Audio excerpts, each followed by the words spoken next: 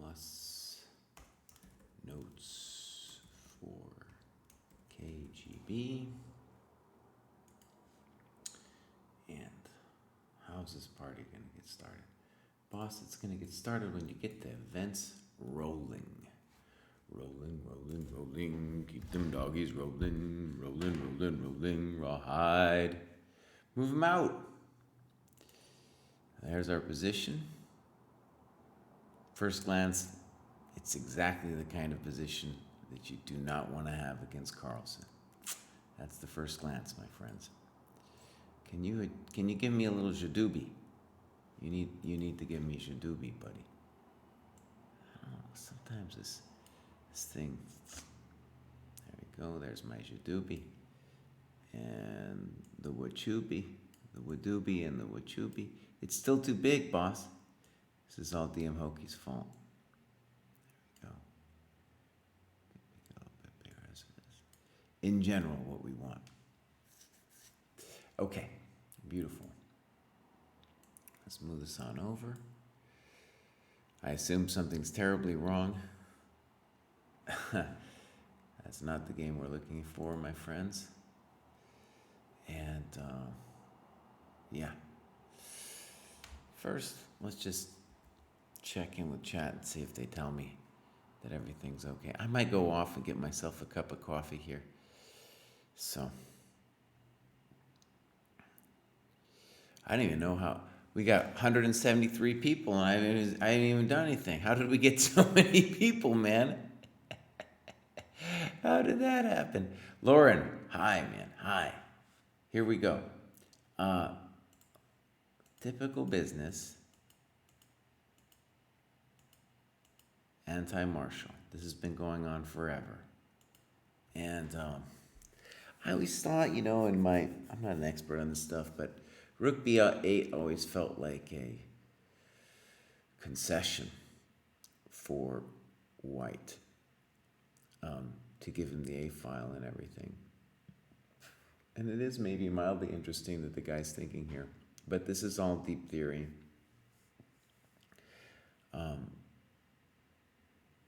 I'm sure there's other moves besides Rook B8, of course. Yeah. There's going to be other moves. Rook B8's a move just going to be, like, arguably White has gotten a concession with the A file, but still super solid. And like we saw with the back row game, totally Magnus's kind of position, man. Magnus's position. Are we going to flip it from Magnus's viewpoint? All right. I like it. Oh, darn it. There we go. Boom. Good question. What is it, a mathematical person to flip it from Magnus's viewpoint? I might run and get myself a cup of coffee here. First, I got to finish my first cup of coffee before I get my second. Yeah. Okay. Yeah, so today, let me say, I'm hoping to do a lot of streaming today.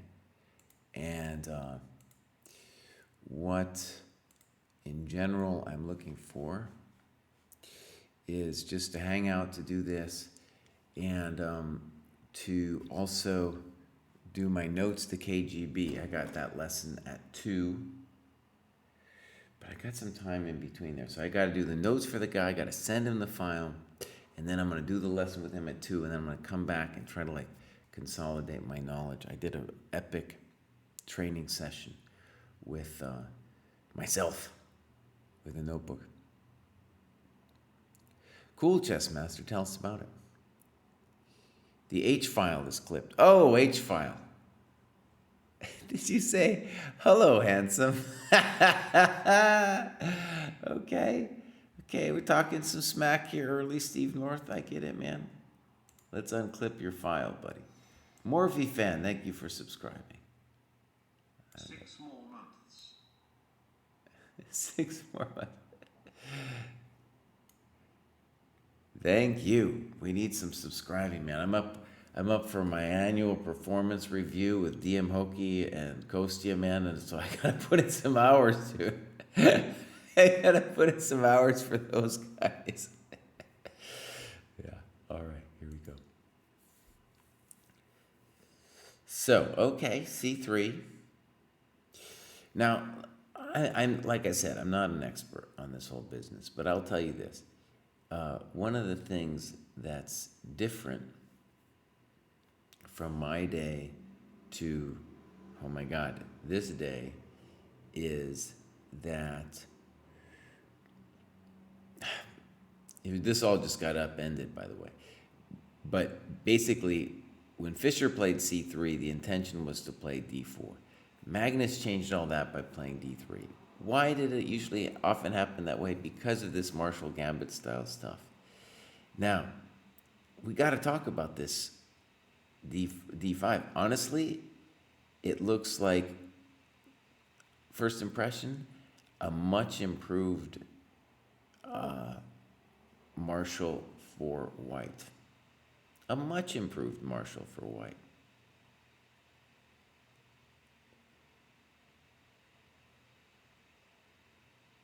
Because, okay, so what this is this is the Marshall Gambit with A4, Rook B8 thrown in. And fascinating. And Magnus has looked at this. And not only has he looked at it, but we know that he has a very strong intuitive understanding of this kind of position. And what's interesting, is that he's saying that the Rook B8, the A4 Rook B8 doesn't matter that much. And I don't know. I think most people would be like, dude, it matters. It matters.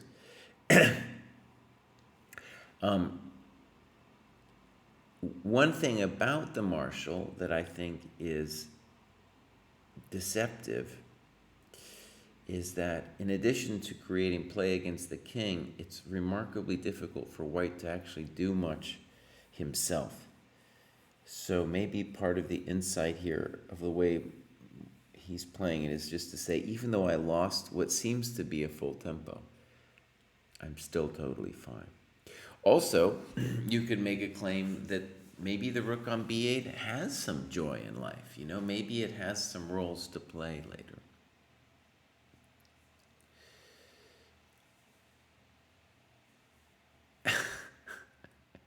Steve Norris a little snippy this morning, man. Steve, are you okay, bud? Are you doing all right, buddy? Is that everything all right with the old lady?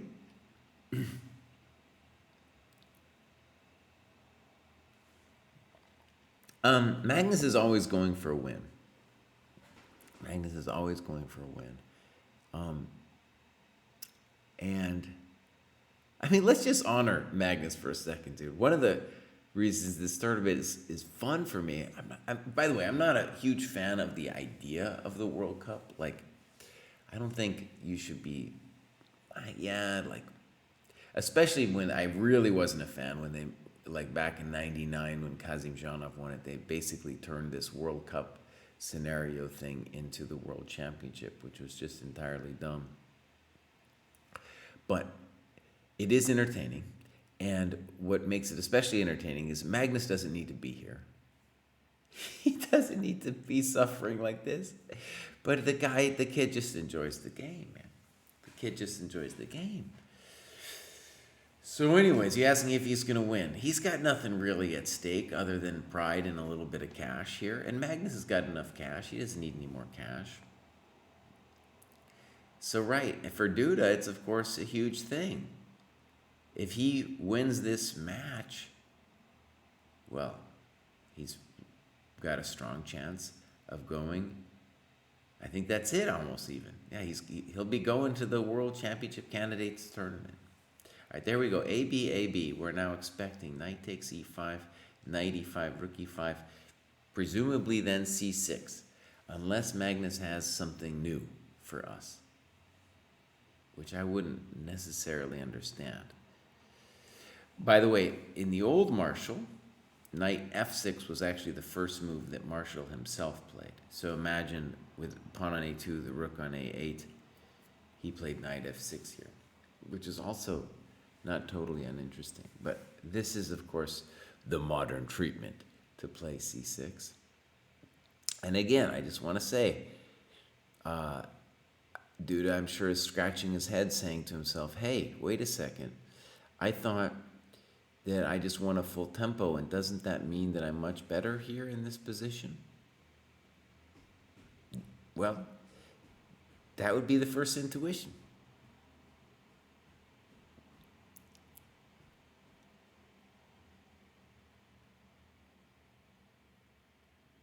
Steve asks, any idea why that move is made? I've never seen that. Rook b8. Is it because the b2 pawn is weak? Oh, Steve, just a terrible way to start the day. I can tell you're snippy, man. You get snippy with us, dude. As far as I can tell, this rook b8 move has probably been played, but not. I'm gonna guess. Okay, I'm gonna guess. I haven't looked in the database, but I'm gonna guess this is just not a normal thing, and let's say some obvious stuff over here. So like, let's go back here and say castles c3, d5. This is our standard Marshall. Now, contrast that position, this one, with this one. It's like, boss, no, man. No, you got the A file, plus it's not clear that the rook on b8 was such a good thing. And then when you go back to this position, is a4 one of White's main ideas? Absolutely it is. Of course it is. So, you know,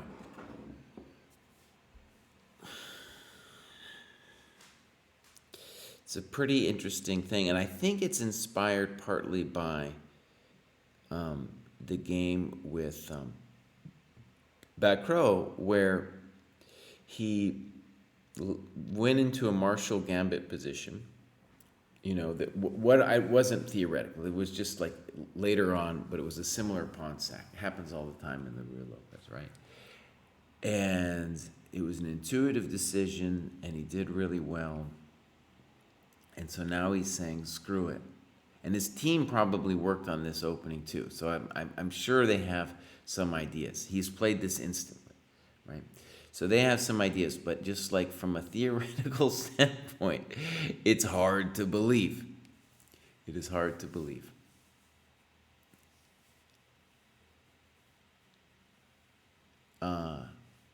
No, Lauren, Nepo doesn't need any more psychological pressure, dude. Carlsen's the greatest of all time, dude, whether he wins today or not. That's why we're following him. And if you want to argue with me that he's maybe not the greatest of all time, or that if we should wait a little bit before we crown him, fine. I'm fine with all that. Here's an interesting question, Lauren. If Black can get a Marshall from the anti-Marshall, make it work, would that completely shake up the opening theory? Well, let me say, Lauren, what really shook up the opening theory was the Marshall itself. The Marshall is what shook up in the 1990s. Mickey Adams started playing it. No one could beat him. And this was pre-computer. People just realized, oh no, I'm not breaking through. And then we had all the anti-Marshalls with A4 and yada yada. It's possible to play this way for White, to play against the Marshall. There's a whole theoretical lines, and in fact, that is how Radjabov tricked Ding Liren by playing into an anti-Marshall and like playing a long theoretical line. I'm not going to look at the computer, but I'm going to say that White has the advantage here.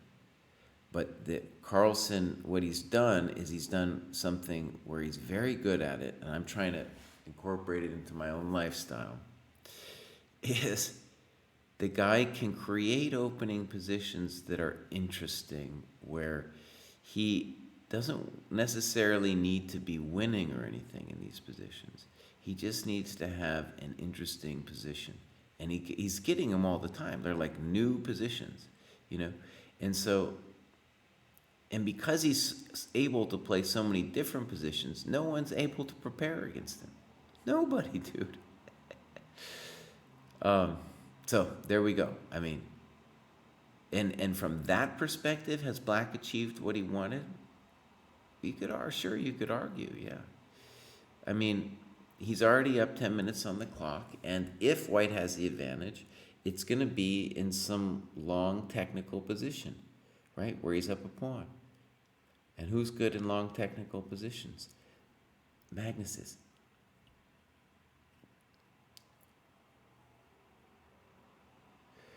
Well, the bishop on c8 is first of all going to say that it's developed where it is. But let's compare.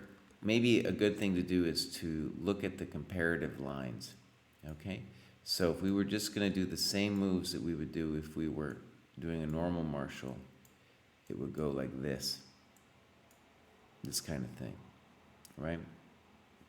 And you ask, where's the light square bishop going? In general, something like this. Right? This is the kind of business that we get. And,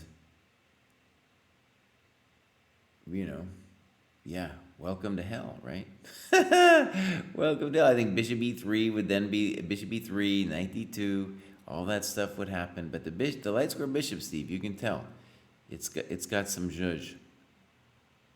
And one of the reasons I feel suspect about this position is at some point, White would love to tickle this frickle. And if you can tickle that frickle, you'll get the bedickle into the kachickle, you know? And the kachickle is actually very important because Federico, the f-pawn, really does want to roll in these positions. So let me just say there's several approaches. So it's obvious that d4 has to be the right move. Let's just go ahead and say that. But several people got fancy and developed ideas with d3 in the normal martial lines. So I'm assuming that's the kind of thing that Duda's thinking about. I think on a practical level, it might be good to just play d4 because maybe Magnus has a different idea than your standard martial, in which case you would have just blown all your time thinking about what the hell's going on.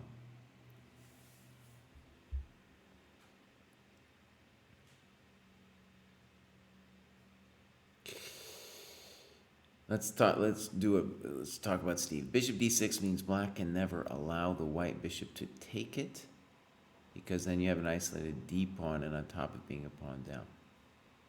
Well, okay, so that's an interesting position that tormented me as a young kid, because I always wanted to take this thing and then say, oh, I got the isolated pawn and yada yada. Well, the problem is it's remarkably hard to actually break through after you've done that. Plus, then Black has the two bishops. And let's say the obvious. White's got a development disadvantage. And we can imagine some scenarios where maybe this b-pawn gets pushed and helps this rook develop. And that would especially be the case if you play bishop d5. And in all those positions, try to imagine like getting a pass pawn for white, you know, like actually using your extra pawn in some effective way. It's very difficult. But let me just say the obvious leading on from that. The queenside development is White's biggest problem. And with a4, hey buddy, you got yourself what seems to be an important feature of the development. Okay, d4 was played. Arguably, the dude thought too long about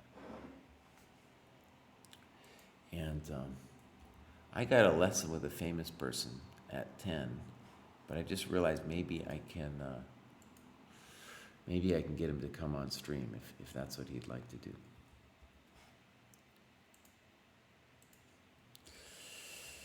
Instead, do you want to join me on stream? We just chat through the Magnus game. There we go. Send. We'll see if famous person joins me later.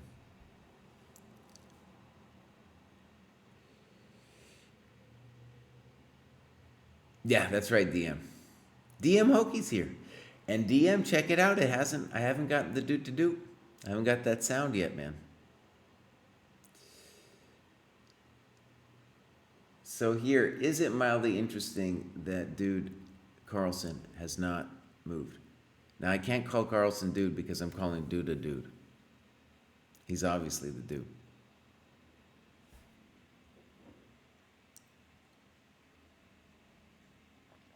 That's right, I don't talk about it. So maybe he's out taking a potty break. It wouldn't be surprising, because otherwise either he has some new idea, which I wouldn't even know what it would be, or he's on a potty break. Because he didn't, he definitely had thought about this position before.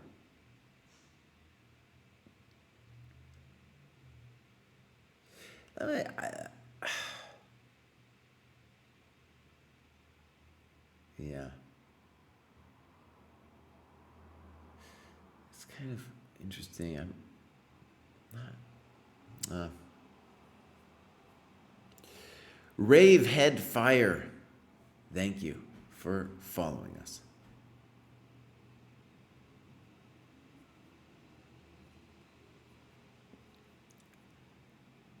Okay, potty man, get back, buddy.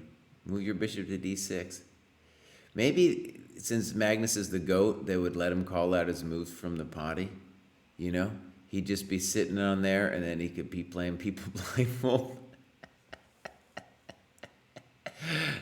Lope de sex, or whatever they say in Norway, you know. Bishop d6 from the potty. What did he play? Tell me next.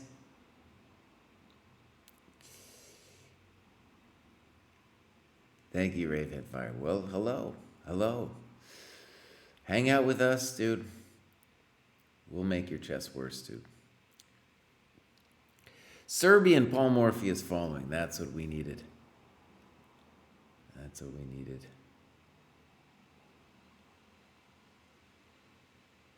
Well, dude, he's clearly on the potty. And chess.com's little camera system needs to go back to that main board. They're like on the women. And it's not a comparable event, dude, because there's only like when you look at think about the women's world championship, this isn't important for it, at least for me, right? Like, what are we talking about? They're playing for a spot or something? I don't know.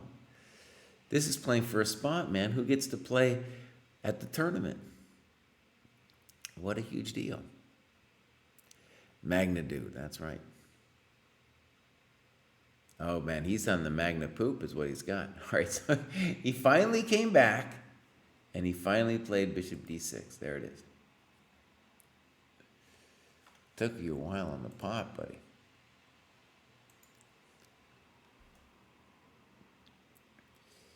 All right, rook e1. So right, we're just playing the analogous situation to the regular business, and the analogous move here would be queen h4.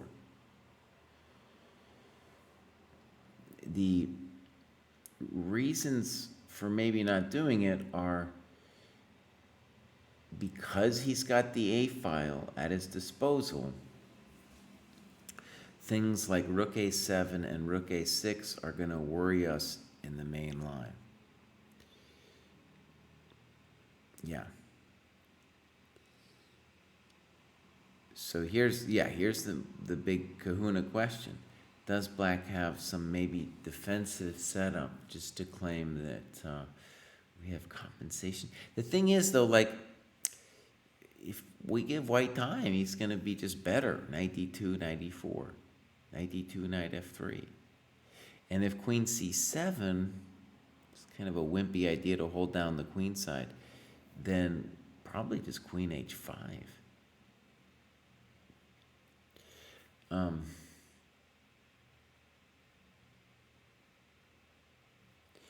And the only virtue of this for black is like someday b4 might be a thing. It's really hard for me to see exactly when that b4 is going to be a thing.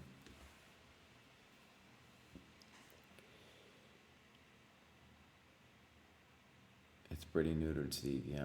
It's still arguably his best piece. Do I think a woman could become world champion? I do, but not in the near future because there's nobody coming up. There's nobody coming up that's even close.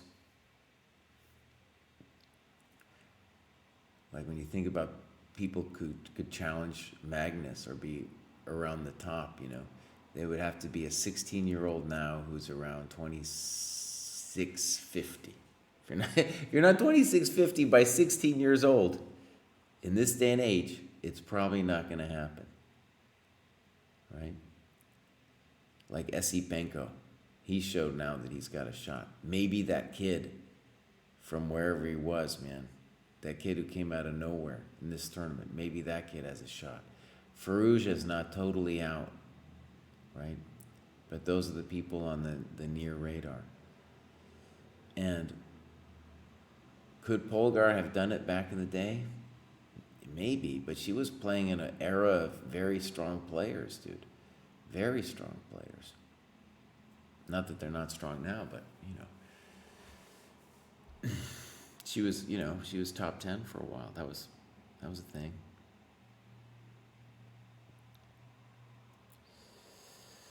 Yes, they are. They are long-range pieces. It's a little surprising to me that Magnus is thinking here, because you would think that he had seen exactly this position. White has just followed the normal martial ideas here. Put his pieces at all those normal squares. Okay, so it happened. Queen h4, g3, and now queen h3. Okay, so it's all happened according to plan, if you will.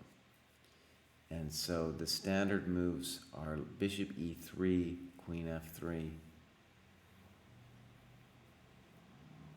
Right. Like bishop e3, bishop g4, queen d3, and then the queen can go back to f1 if she needs to, that whole drama. The second the bishop on c8 goes to g4, then rook a6 becomes tasty.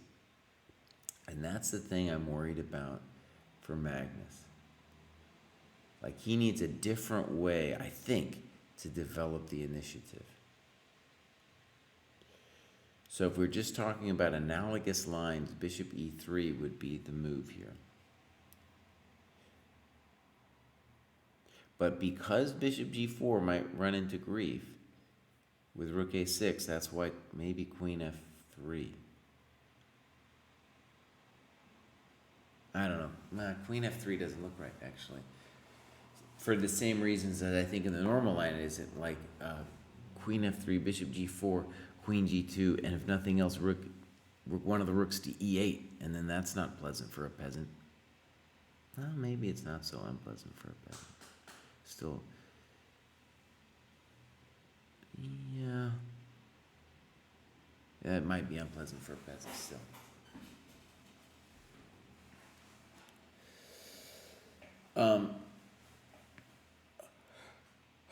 You can see some of the compensation here has to do with the awkwardness, okay, of the knight on b1 and the bishop on c1. Like, if you just imagine that in the normal line, bishop e3 is the correct move, it's not the prettiest square for your piece, right? Not at all. And the knight on b1, where does it want to go? It also doesn't know. I guess you could say it would love to go to e4.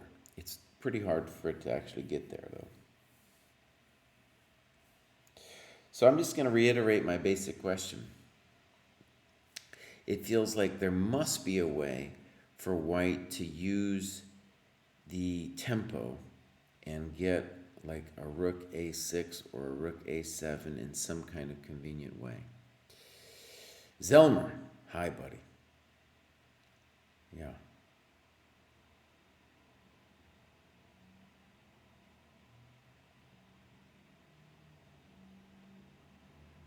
And it's a mild achievement to be up 12 minutes on the clock here.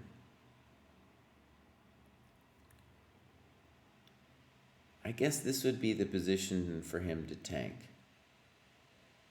because he has to figure out, like I haven't found out where the rook a6 comes to hurt Magnus, but that's what he's looking for. He's like, the bishop on c8 needs to do its normal counterplay thing, and then I figure out how to do my rook a6.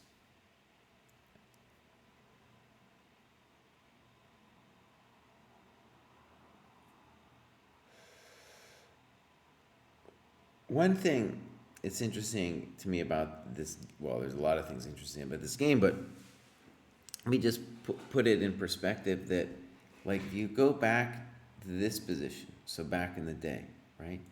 So boom, boom, boom, same position except without a4, rook b8. To me, at least, it was kind of a revelation that black was just totally okay. And this was in pre-computer times, you know, it was like, really? Because I was pawn obsessed too. I was like, really? He gave me a whole pawn, bro. How can I not be doing okay? And I think for a lot of people it was like that. It was like, also that black could just like give a pawn. That was very surprising.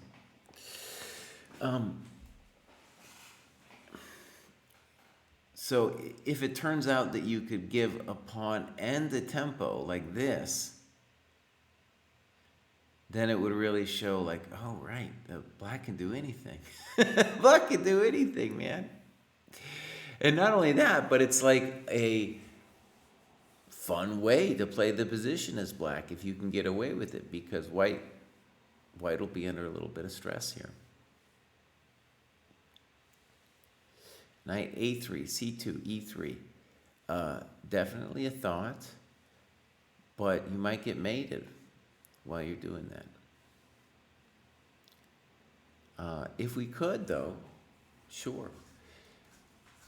In general, let's say part of the drama for white is the bishop on b3 is a beautiful piece, but it is blocked by the knight. And if you look at, like, there's a lot of tactics where some kind of terrible thing happens to black on the f7 square, which is one of the many reasons opening up the a file is like important. Imagine some kind of mate over here, and it might seem unlikely now, but black has to throw everything. He has to throw the kitchen sink at black and at white, and while he's doing it, then white can come in from behind.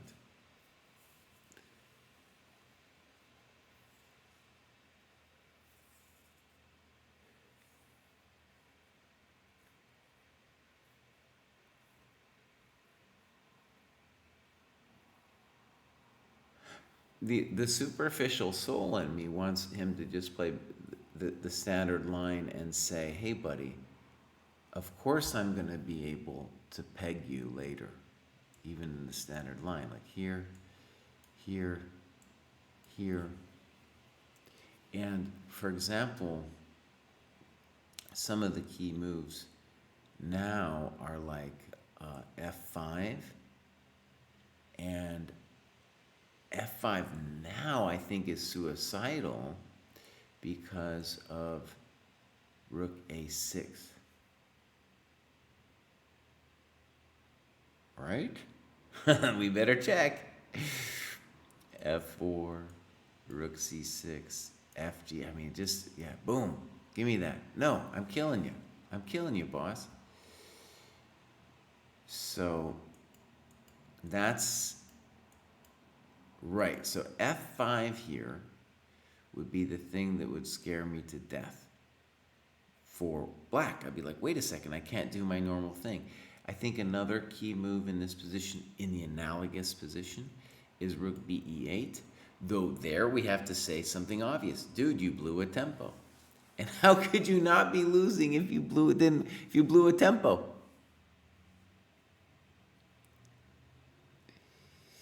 No, Steve. This thing with bishop e3, bishop g4, queen d3 was an invention to deal with bishop f3. Because bishop f3, we've got queen f1. And then white is the one pushing black away, and then knight d2 happens. Right. And I think queen f3 is just a no bueno. Because...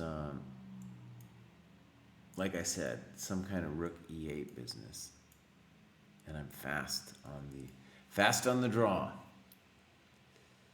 And there you see it, all these problems. Maybe it's not so bad. I don't know. Like maybe you can do this. It's a big deal. My sense is in the normal variation, it's losing, or poor. Like, oh, excuse me.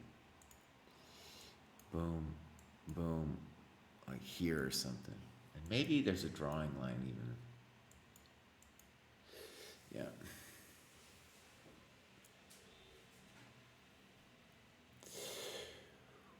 Well, right, Lauren, but it got to be said that the Marshall of back in the day, in that first line was knight f6. Or excuse me, let me get the right position. So it would have been here. Knight f6, followed by bishop d6. That was the original intuition. The c6 move came later, right?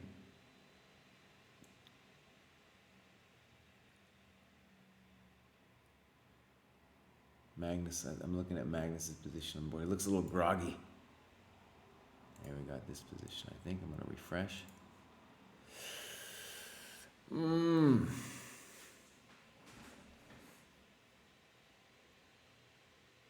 All right, my friends, I got to make myself another cup of coffee. I'll be right back. And at the top of the hour, I either have to get off the stream because I got the lesson, or we're going to do famous person. Rook e4. All right, there it is, my friends. There it is. Time out. I'm not leaving yet. Can we flip it, boss? People want to look at it from Magnus's perspective. Okay, so this idea, of course, exists in the normal line too.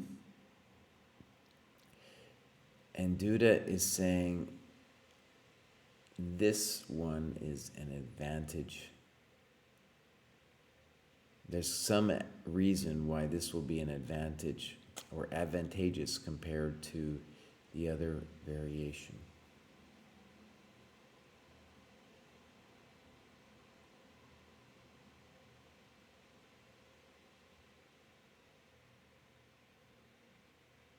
Let's say the obvious. Of course, it looks cool to kick the queen out with rook h4.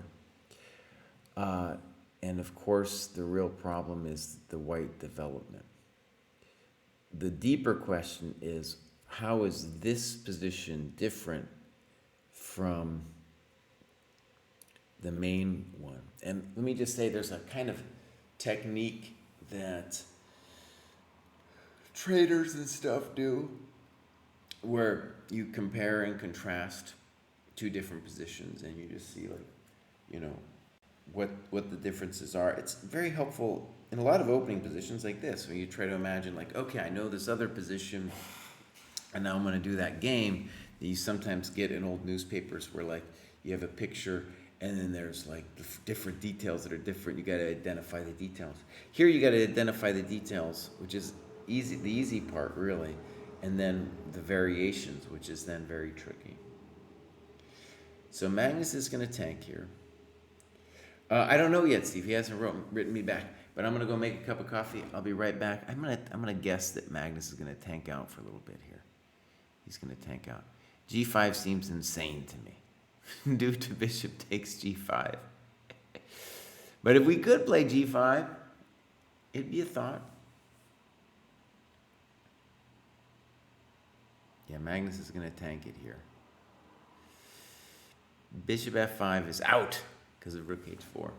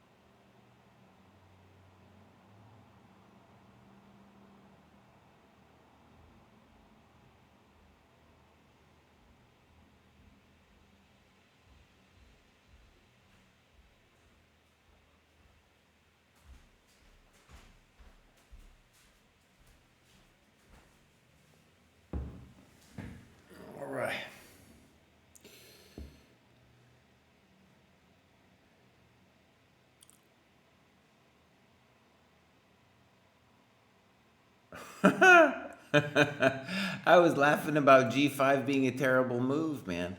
And then it happened. G5 was a great move. Who said G5? Who said G5? I gotta go back up there, man. Somebody said G5 and I was laughing at him.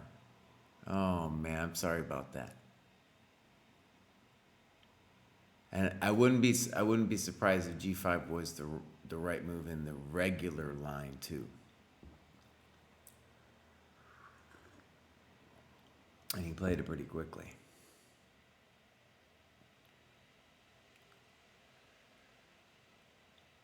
So again, there's just a very simple question, which is, in all these variations, can white use the loss of tempo with a4 versus rook b8 to his advantage? And black has several moves here, and it's funny, like, if somebody like Mickey Adams were playing this for black, he would know exactly all the little nuanced ideas for how to, work the position. There's other players besides Mickey. I just bring up Mickey because he was the one who kind of showed the way in this position. But anyways, I would say the first answer, there's more than one, would be queen h3, king f1, bishop h3, king somewhere, rook e8. And with seemingly enough play. I got other moves too, of course. If queen h5, you got to be worried about bishop d1. Yeah. One of the other interesting things about this choice of opening is Magnus and his team could have looked at Duda and been like, you know what? This guy never actually plays, he's never actually allowed the Marshal in his whole career. I don't know if this is true. I'm just imagining. So let's give him this position and see how he feels about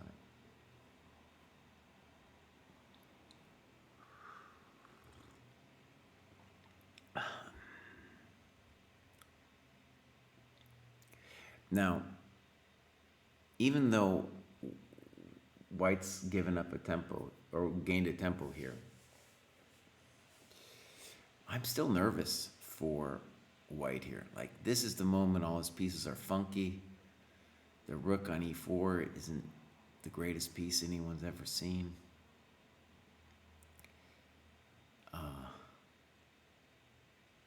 Just that variation I laid out there. Queen f1, king f1, bishop h3, king moves somewhere, rook e8. I mean, maybe we got better than that, but at the very least, that seems like good play. And in all those positions, the only thing we really have to worry about is some kind of rook a6 sniping us at some moment,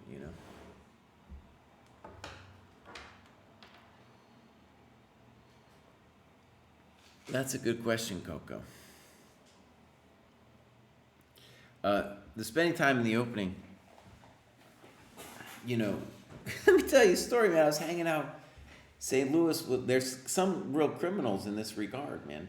And like guys like Howell and Gawain Jones, man, they'll spend sometimes half an hour just staring at some position they already know. And I ask them, I'm like, what are you thinking about, boss? What is it that you're thinking about when you're thinking forever on this position? And they're like, oh, I don't know. I was just trying to remember the lines and all this other stuff. And so the main reason, though, Coco, is they are trying to, even if they know the move, they kind of want to feel themselves into the position by remembering the main ideas of what's going on.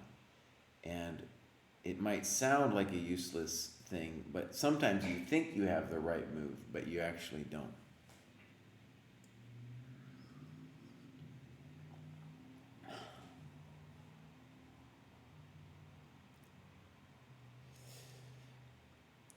Well, the other thing that I want to say about this particular game, though, Rosen, is that after Rook B8, let's go to Rook B8 for a second. Rook B8 is in itself a concession, so that you could, I think, play D3 here without too much grief.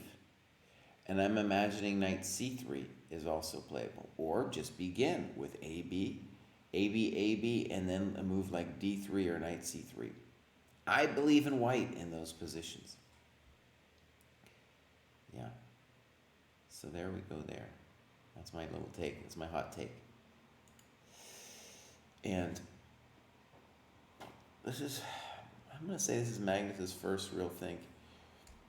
I know this rook e4 idea exists in the analogous variation, and probably the g5 move does as well. So queen f1, it doesn't look right, queen f1, but the whole thing already, the whole thing with rook e4, right? I mean, it's the shaky business.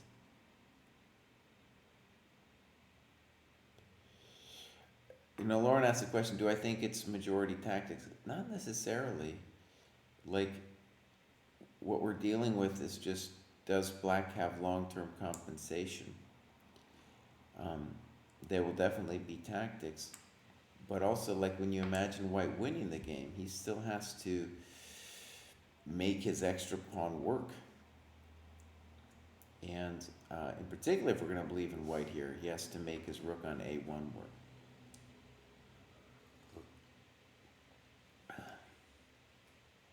And if we're going to talk about white being winning, right, we have to say something like he's got two weaknesses. And at the moment, he's got one weakness, which is his upper pawn. And other than that, he's got a development problem. So he needs to fix the development, man. And queen f1, honestly, from a positional standpoint, I just don't know, man. I just don't know.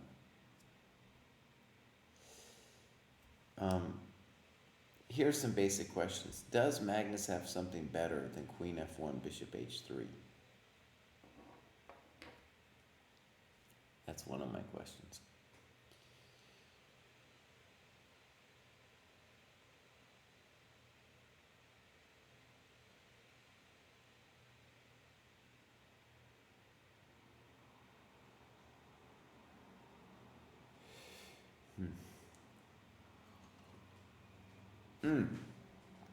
Uh-oh, cry. Oh, buddy, hold on. God. I blew it over here. Okay, we're bringing on famous person. We're bringing in famous person. I was late to a date. I was thinking about Magnus.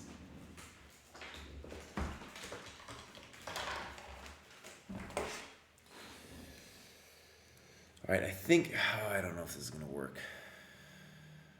Well, let's just try to bring him in here. Hold on.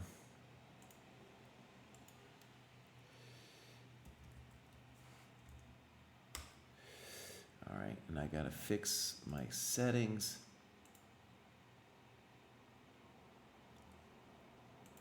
Audio. Maybe I'm okay.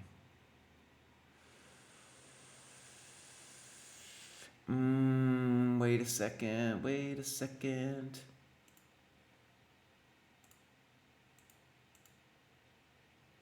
Okay, boss, come on.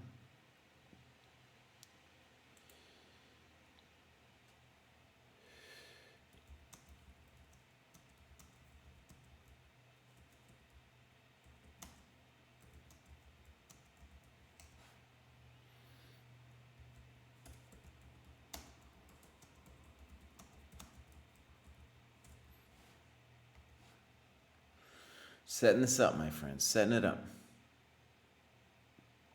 Queen f1. We got a big tank here.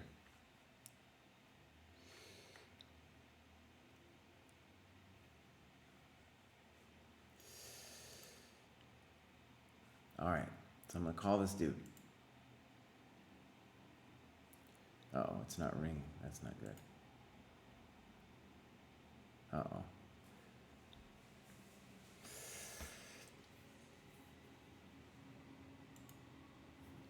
Wait a second.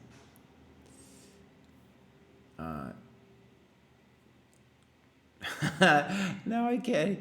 Now I can't hear anything. Hold on. Boom.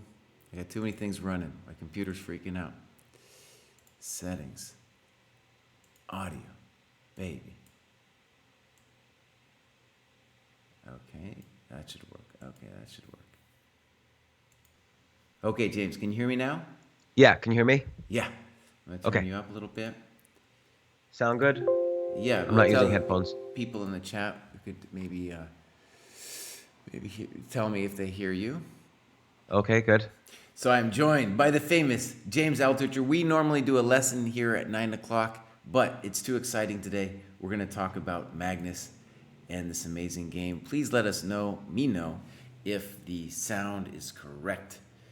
So, do you have a link, Jesse, that you want me to go to look at the game? Yeah, let me give you that link. I was following it on the some of the analysis. See, chat. Boom. Very interesting game so far. And Magnus is getting his first tank, which might help me, talk to you about the position. Sure. Did you used to play the Ruy Lopez when you were a kid? Yeah, but I've never seen this Rook B8 variation. I remember the Kasparov Karpov matches where Bishop B8 was played a lot, the Breyer variation. Bishop B7, yeah. Bishop B7, right. Well, uh-oh. Hold on, I gotta fix something here. Okay. Actually, go ahead and say something. Yeah, so I was curious what you thought of. Yeah, there you go. I've never seen this just clear abandoning of the A file. I guess to get a pseudo attack a few moves later. Not that it's a pseudo attack, but what's Carlsen's choices other than just trading queens now? Well, okay, let me say something. Now, the Breyer thing is different because that would be without A4. That would be with the traditional C3 first, right? And actually, I don't know. We could either. Are you following on the Twitch as well? No. Yeah, go follow on the Twitch, and then the lag will just be a couple seconds, and we can look at some of the positions together.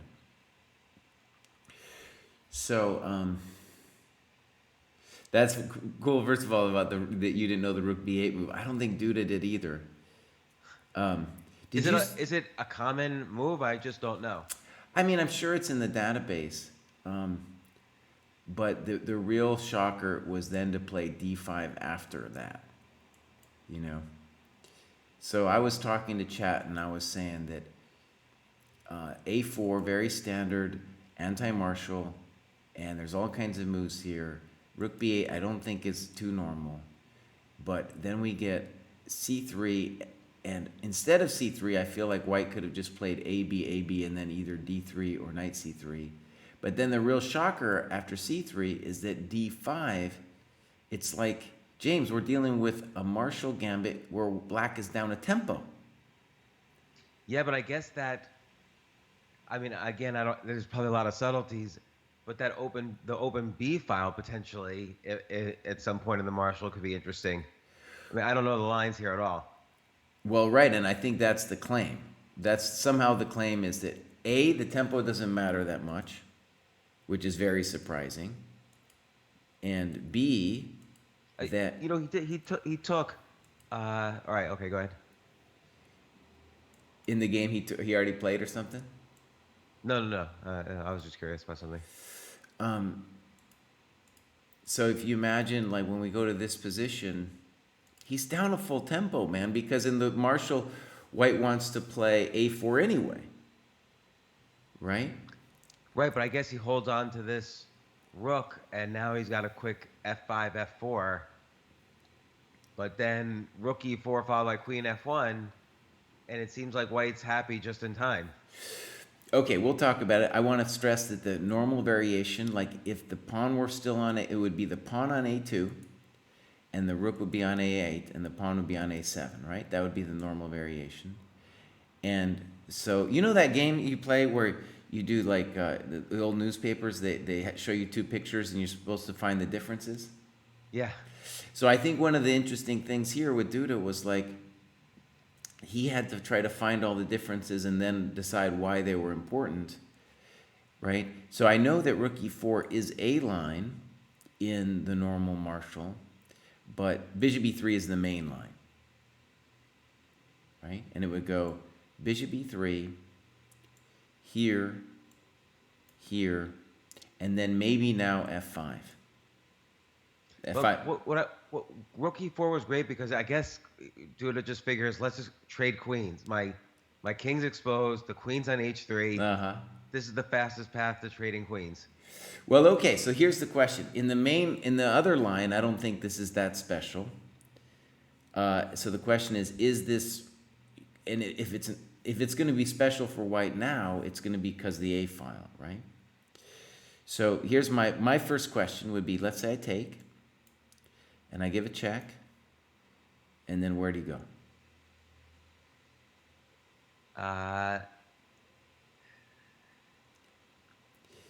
E2 would be the first question, right? Yeah, e2 or I mean you have to always look at g1, just tucking the king back in, I guess. We could try both. Which one do you want to try first? What's your first intuition? Well, I'm just nervous tactically about g1 if there's anything with rook yeah. e8. Yeah, you should be. Rook e8's coming no matter what. Yeah, so I guess e2. All right, let's try e2. I don't know which rook to put. Let's try that one first. Yeah, or do you consider, Jesse? Do you consider f5 or bishop f5 first? Totally a thought. Uh-huh. Because where does the rook go on bishop on bishop f5? That might be a totally legitimate question. I mean, he'd have to do bishop takes knight first, maybe, and then rook e3. Good. And one of the reasons I wanted to look at rook e8 is I just wasn't even sure how white was really trying to claim anything there. But this too, hard to see, or because now this, wouldn't you say this disengages the a file a little bit because the knight's got to develop first? Well, right. No, I think here black has every hope to be totally fine, right? Maybe So that's why I didn't like king e2 at first. Okay. Even king e1, you still have the rook e2. All right, so let's try that then. King e1. One annoying thing that I could do. First of all, I don't know how white responds after rook e8. To my mind, black has full compensation. But to your general question, which is good, is like, can I hunt the rook? And maybe the answer is yes. Because if you're saying the rook move is not normal in the regular Marshall, maybe Carlsen's gonna try to make a point here. Actually, I want to be clear. I am not an expert on any of this stuff. I know that rook e4 is a move. I just know it's not like the main move, right? That's all I really know. And the other thing I'm just curious about, and I'm sure Magnus is looking at, is like, well, what is wrong with black's position here? It looks massive to me. Yeah. But if there's no, here's the question: if there's no attack, then white's got the a file. White eventually, there's no real problems in development. And then what target? Assuming that g4 is not, g5 is not a target, what target does white have? Well, I guess black's king is weak. Well, his g5 pawn might be weak. I don't know if his king is weak. Well, also maybe the bishop diagonal. I don't know. Let's do your move just to see. To me, it feels like black is going to be fine, but let's just try it out. I don't know which rook to put on e8. Let's start with this. I don't know which one to put. Let's put this one. What would white do? Maybe f3? I don't know.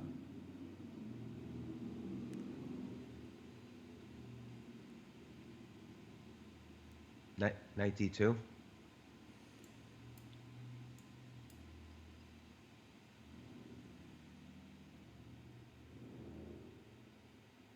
Uh,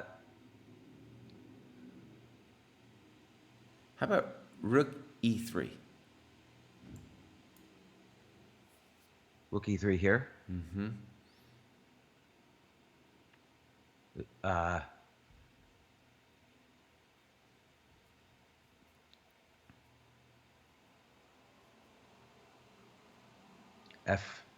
F4.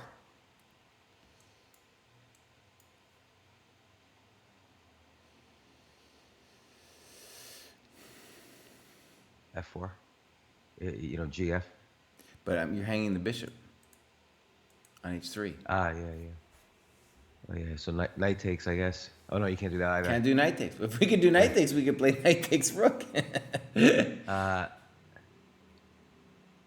maybe rook takes and then pawn takes pawn. Just anything to get the development. It's a thought, but notice that this kind of problem we could have. Ah, So let's consider it again. So I'm sure this is some of the stuff that Carlsen's thinking of. He's tanking on this position. And one of the things that's good that you brought this up, James, is I just intuitively I was like King G1, that can't work out, but maybe it can, and especially because in all these martial positions, the thing I remember is like it's because we have this pin that sometimes I get defensive resources like that rook e3 move, you know. All right, let's try this again. Rook fe8, knight d2, and let's just say I play bishop f5. How do you survive yeah, maybe that bishop one? F5 to avoid the pin stuff. Yeah, Because now it's still going to take a while to unravel the queen side for white. right.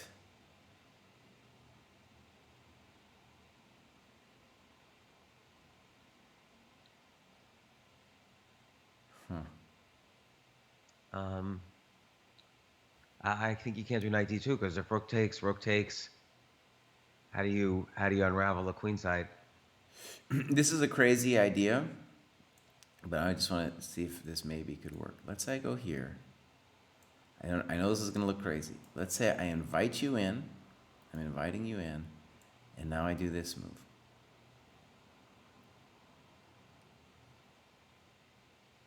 Now, I think the answer is actually just to say no. No, you can't come in. Knock, knock. No, you can't come in. Or just to state the obvious, oh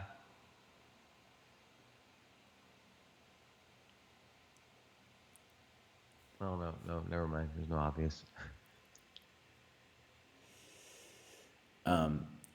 And Steve Nash is noting bishop f5 just like we did. So, yeah, rook takes is forced, right? I don't really see. I guess you could play bishop d5, cd, and rook e3, but that just looks nasty. Yeah, so then maybe knight queen 2 might not be good because then that queen side is white's entire problem now. My friends, that was a blast from the past. He says knight queen 2. That's how old we are. That's how old we are. Knight queen 2. You're a young kid compared to me. Okay, what does he have You're a besides knight whippersnapper. queen 2?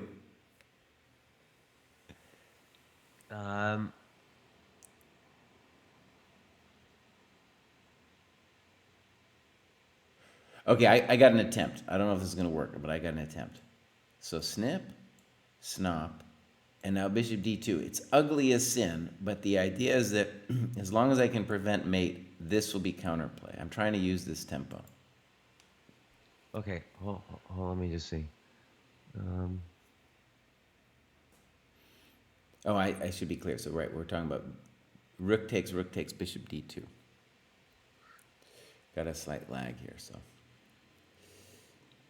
And there's never enough time for knight f6, e4.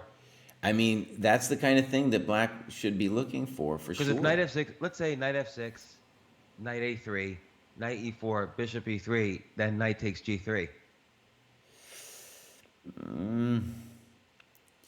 Well, okay, first let's go slow. So knight f6. Couple questions. In addition to knight a3, there's rook a7. Rook e7, b4. No, rook a7. Oh, no, rook a7, yeah. Um,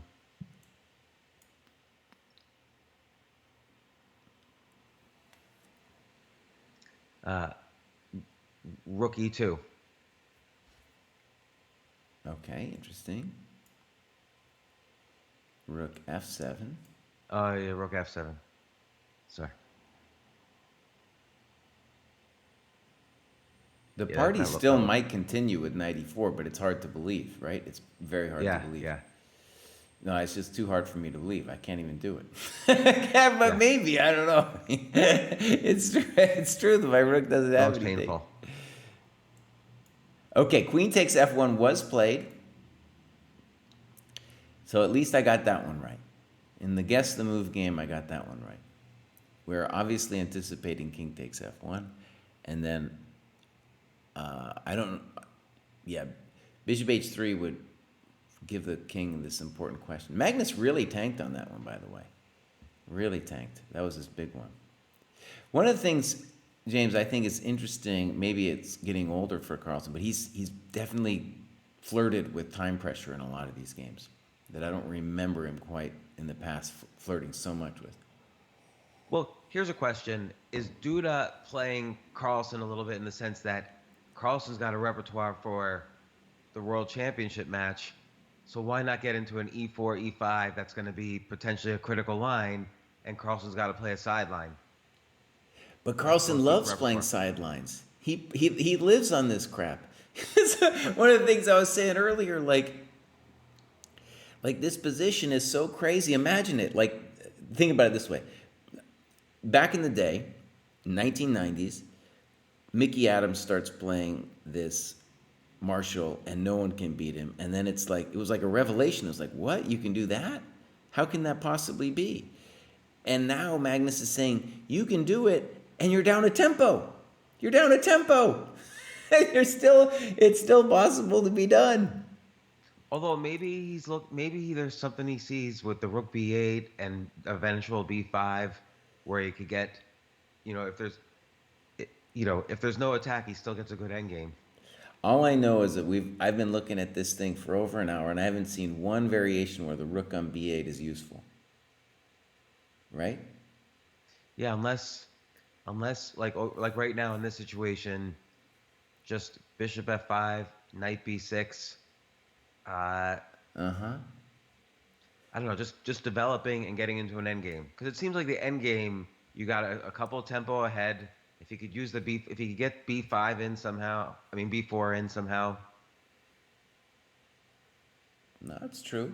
Like, especially this position. Honestly, this position, I think he's fine. I just feel like bishop h3 and rook e8 or bishop f5, and he's doing great. But the other question, which is just like, does he have enough compensation in general? Like, if we forget all the theoretical, if we just unburden our minds of all the theory that's gone into the Marshall over the years and say, hey, just look at it. Does he have enough? And the answer might be yes. I think, to me, it's just bishop h3, man. Bishop h3, what a move. So let's say bishop h3, king e1. And then we got two moves, I think, that White would have to worry about. One is the bishop f5, which I guess, well, yeah, I don't even know what you do after bishop f5. And the other one is rook e8. They both look terrifying. Yeah, because bishop f5, rook e2, bishop g4, rook e4, bishop f3, and is that the rook? Right, and also actually, I was going to add bishop g2, but maybe on bishop g2, maybe he can survive with rook g4, but I don't believe that either, honestly. And you can't do bishop takes knight at any point. Why can't do bishop takes knight? Because the bishop takes bishop, rook e8, f3, f5. Good point. Yeah. And So there, I don't think you can do king e1. You lose the exchange. And what's kind of surprising is Carlsen is tanking a little bit here in this position. He's thinking about this position after king f1. Because maybe, is there another move? Like, is there some other candidate move we're missing? Only one was king g1. Unless, is there any good reason to give up the exchange?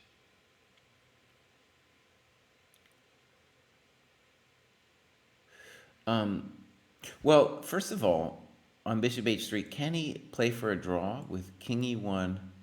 Is it, wait, hold on, let me make sure. Bishop f5. Here's the thought. All right, I'm gonna play for white here and try to defend his honor here for a second. Okay. So f3. I'm gonna defend Magnus Carlsen's honor. This does not feel right, by the way, with this f3 move, but I'm gonna try. Well, bishop takes knight. I mean, bishop takes rook. Maybe g4, but let's go. Oh, no, you know what? Bishop takes knight first. Oh, no, sorry. Bishop takes rook. Bishop takes rook.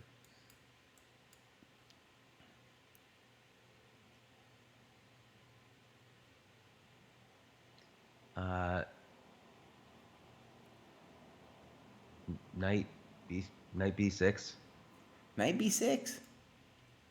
Well, now I'm doing great. I got this move.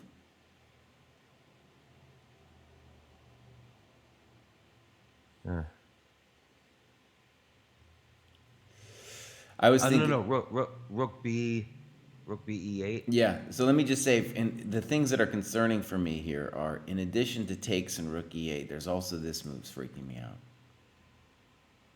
That move also freaks me out. I'm not sure what I'm supposed to do against that either. g4. Excuse me, g4. I'm sorry, you're on a lag, so it's kind of so sorry about that. But I'm interested, what is Magnus thinking about? Like, Magnus is worried about something after bishop h3. Well, bishop h3, we just saw king e1 and king e2. So white has to do king g1, I think. But then how does black pursue the attack?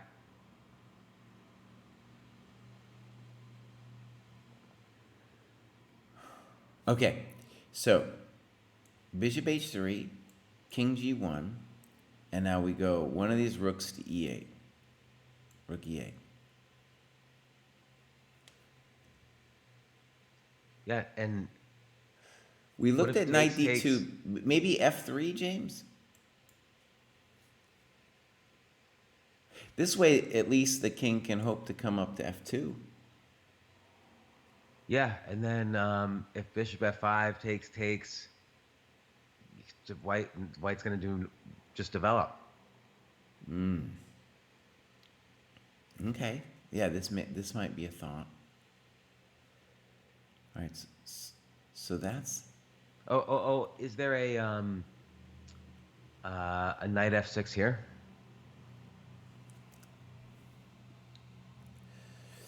Let's try. Knight f6, snip, snop. Now you have to worry about two things for black: king f2 and bishop g5. Yeah. So I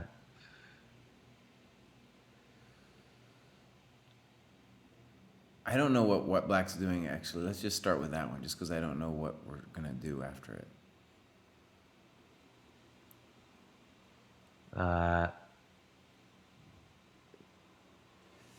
h6, or is it too slow? Feels very slow, because now there's like rook a6 is going to come. Yeah. That's kind of the... Okay. So let's go back here. So... okay, wait. Amazing things have happened. Instead of bishop h3, bishop f5 was played. This seems to force rook e1 unless white wants to just go for it right away with f3. And f3 might not be ridiculous. But let's first just see rook e1. To imagine what Mr. Magnus wants. after rook e1. Does h5 feel? Oh no, you can't do a h5.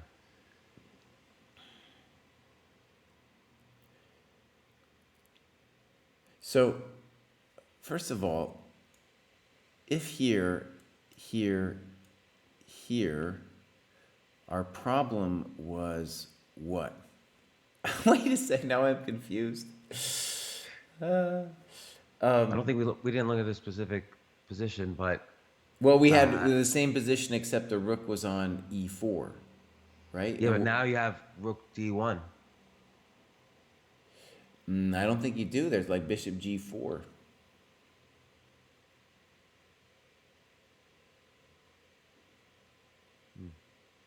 In all these positions, by the way, I can imagine sacrificing an exchange. So, for example, boom, boom, boom, boom, snip, and then claim that this is better for white, which I can believe.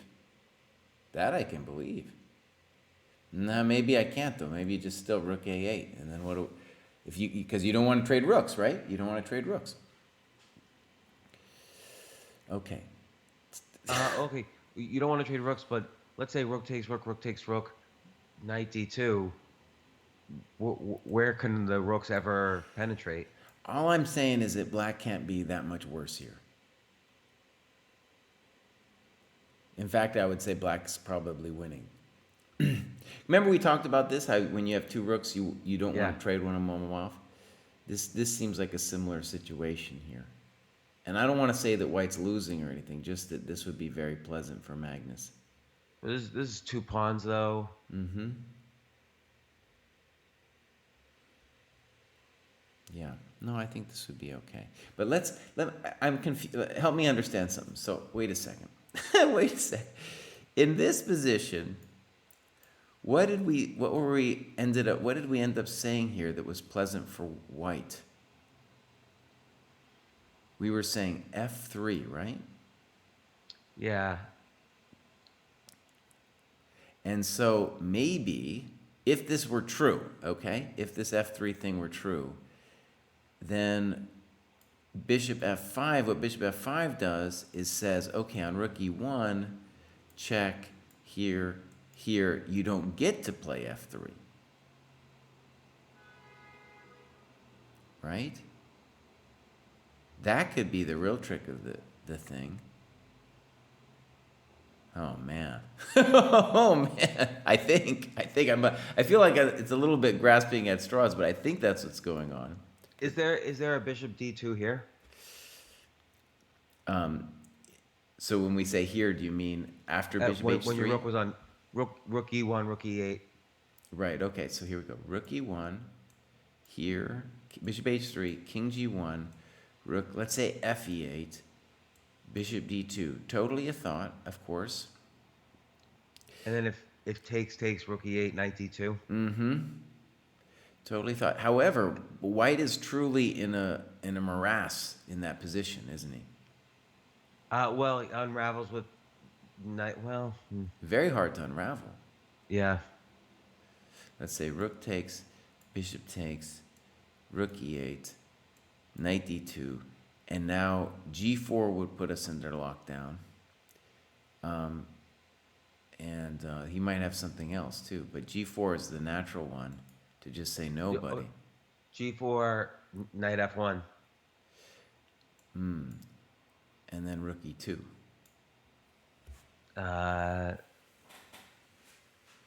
Yeah. That doesn't look good. Still might not be lost for white, but you got to do some weird thing like rook b1. And g4 is a little controversial for black because I'm shutting my bishop on h3 in. Right?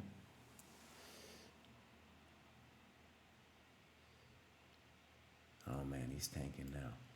Okay, let's just open our eyes for a second about this bishop f5. So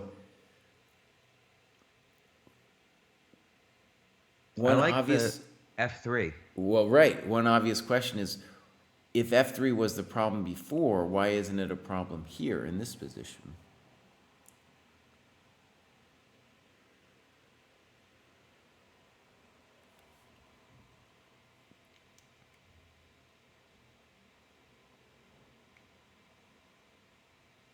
Here's a weird thought. How about this? Now, he could have maybe done this in the other one too, but let me just try rook a8 here.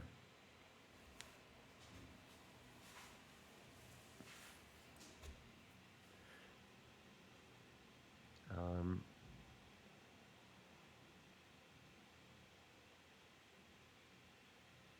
I think knight a3 is the only move that scares me.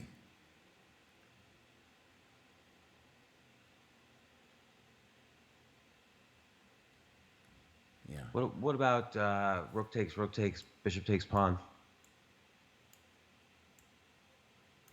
And I know then rook a1 is scary, but bishop c2, and do we hold? That's maybe a fair point. That could be fair. The only problem is really like, right, do you hold? Think about it. Think about what you're saying. Black's the one who's trying to, I think Black's the one who would be, I mean, he's the one who played the funky opening. If he holds a draw, he's going to be happy with that. Okay, but do we win as white? I kind of doubt it. Because now we've got that we've got 2 extra pawns.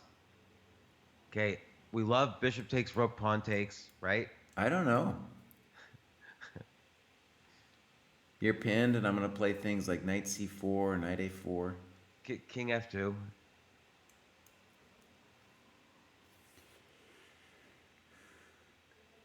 You know, or e5 at some point. Maybe even e5 first. Okay, we can throw e5 in. I'll just go back.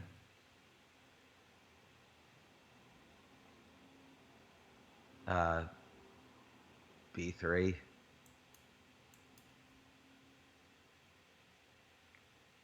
And now the pawns start moving. Well, b3, rook a2. Pawn takes. Rook takes check. King f3. Pawn takes pawn. King e4. Or no, knight d2. No. Black's winning this position. Right? Yeah. But let me try to defend white's honor. Let's go back to 19 bishop f5, right? And then we got f3, rook a8, knight a3.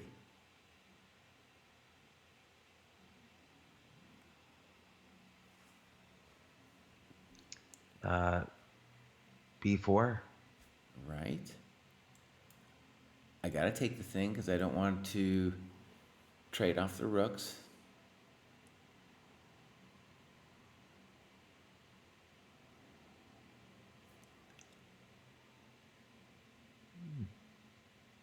I would almost think knight takes. Now, bear in mind, my rook on e4 might move at any point here.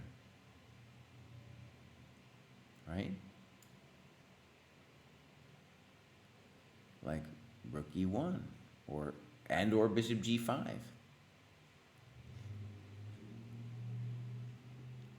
Well, white might be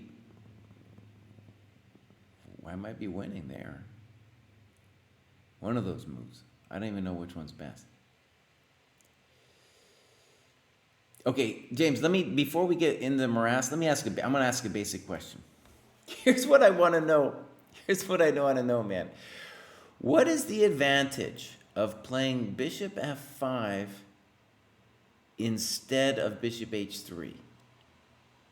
What is the advantage? The only advantage I can imagine is like at some point we are hurting the white king with either bishop h3 or bishop d3. Right? Otherwise, why wouldn't you check first? To put Yeah, the I guess king you're in leaving point? open the option of bishop d3. So he can't do, for instance, rook e2. Right. So you're taking out rook e2 from the equation. But in the other position, You also are keeping an eye on bishop takes knight. But you could have done bishop h3 first, though. right.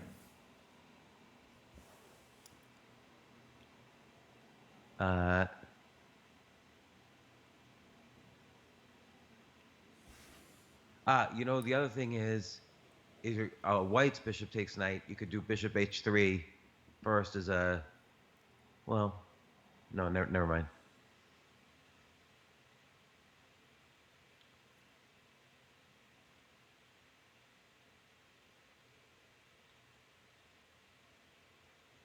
And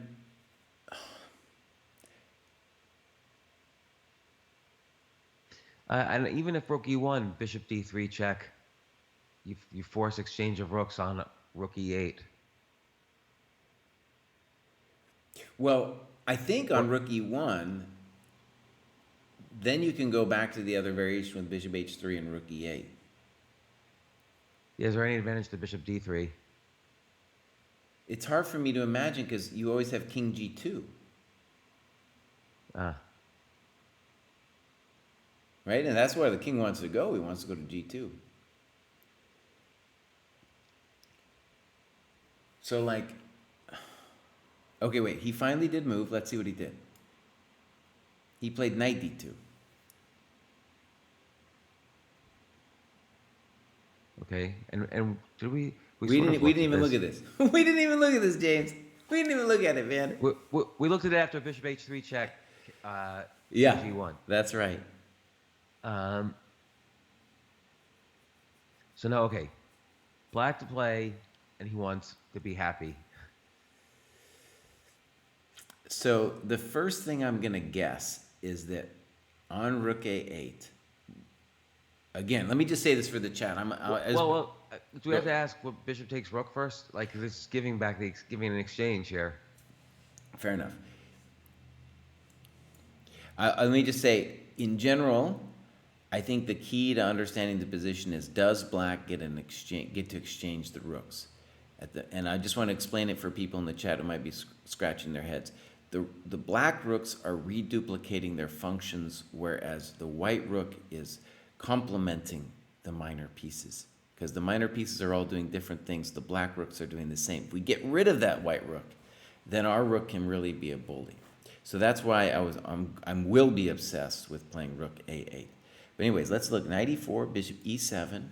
And now, does white have a fancy move? And I think yes. Here's a fancy move, rook a6.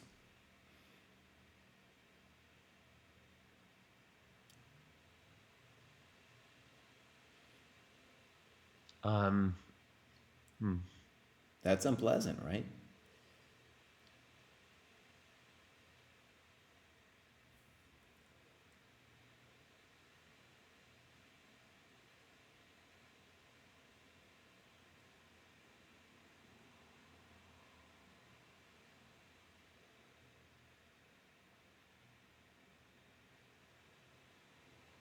Now, maybe it would still continue like rook fc8, and with the intention of rook a8. We could still be doing that. Is there also do you waste time taking the pawn? Well, I assume so, right? I assume white's going to play something like bishop g5 here. Maybe he could do other things. Let's just try bishop g5. Snip, snip, snip. And my basic just thesis is that if we get to exchange the rook, then black is totally fine. So that's an example of a variation that we could see. Is there no. It just for We got a jokester calling himself Jackster, wondering about this. Now this is almost a brilliancy, but then this is I was looking at it check. and bishop takes knight. Yeah. Ah. Question: what is KGB? That's my coach, and I have to type in my notes. I did extensive notes, James, extensive notes, and later I'm gonna type them in for the people here, but not yet. Right now, it's a critical moment in our game here.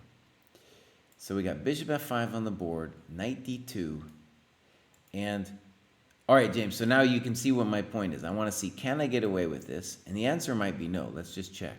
So, snip, snip, rook e1, right? And hold on, rook e1.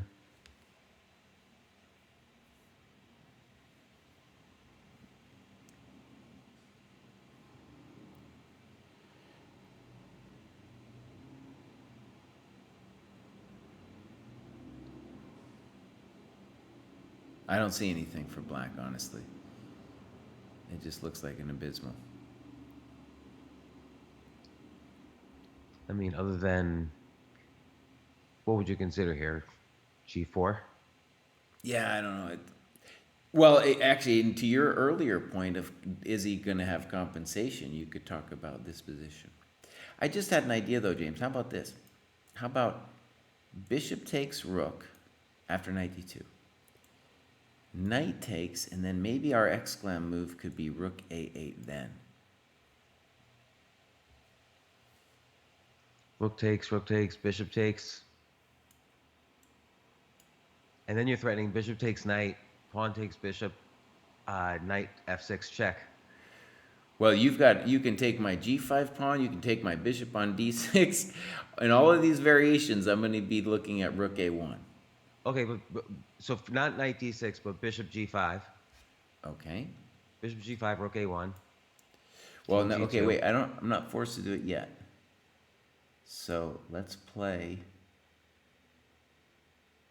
bishop e7 after bishop g5.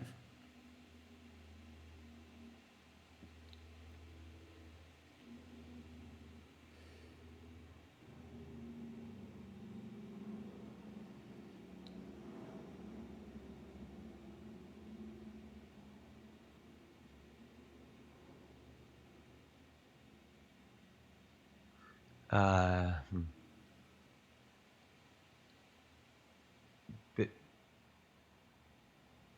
Bishop takes knight. White does bishop takes knight, and then if bishop takes bishop. Okay, pawn takes d5. I Bishop could play bishop takes bishop, I guess, too. But yeah, bishop takes bishop. pawn takes. King e2. Good. And then rook a2, bishop a3. And so let me just say, I'm not exactly sure what's going on here, but I'm going to say black can't lose. Right? Because I'm going to play f5 and king f7 next. Okay, but then this queen pawns start moving. It's hard to make a move, though, because once you start moving, my rook's going to come in from behind. And my king's about to come to f7. I'm not claiming black is winning or anything. I'm just saying this is not going to, white's not going to win this thing.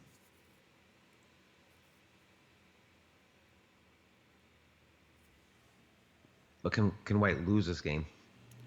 Yeah, of course. He's playing Magnus, dude. This is what Magnus dreams of at night. But how does black win though? If you just put the bishop on a3 and the king on e3. True, it might be a little difficult, but especially if you go passive and your pawns just all stay on dark squares, then I have all I need to find is some way in. You know, and that's not to say I'm winning or anything, but if I got my king to e6 before your pawns mobilized, then it's definitely black who's pushing. Right? Yeah. Let's see here. Bishop takes e4 finally happened. And we'll see after knight takes e4 if Magnus is going to play rook a8. He doesn't have to play rook a8. The reason for me psychologically is I want to get that d done ASAP. I want to get those rooks off the board ASAP. All right, let's just go ahead and play knight takes e4 because that's what's going to happen. The other move, of course, is something like bishop e7. I like my move rook a8 much more, though, I gotta say.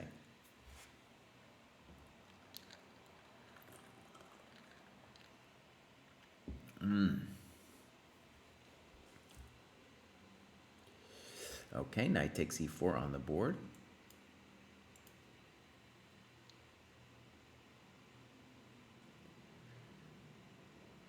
And I think, James, that after rook a8, Magnus could tell himself, I'm no longer worried. I think that's the big, yeah, that's a big takeaway for me. Because he could just say, dude, I'm no longer concerned after rook 8. You're not going to beat me. So rook a8, rook takes, uh,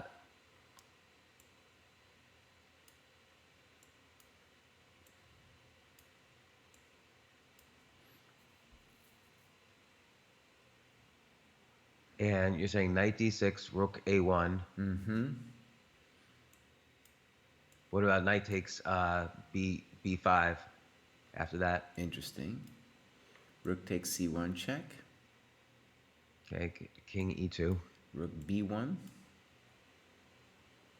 Um, No problems, right? yeah.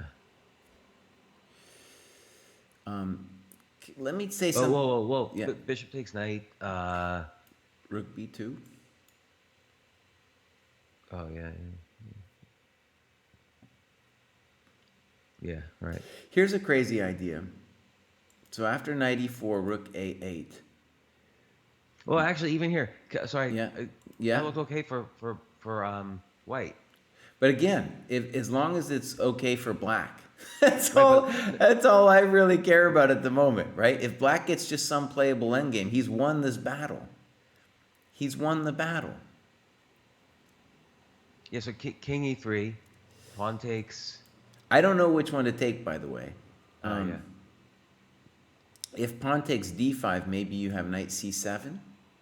Yeah, and if pawn takes b5, maybe we can mobilize the d pawn ultimately. Hard to imagine, honestly.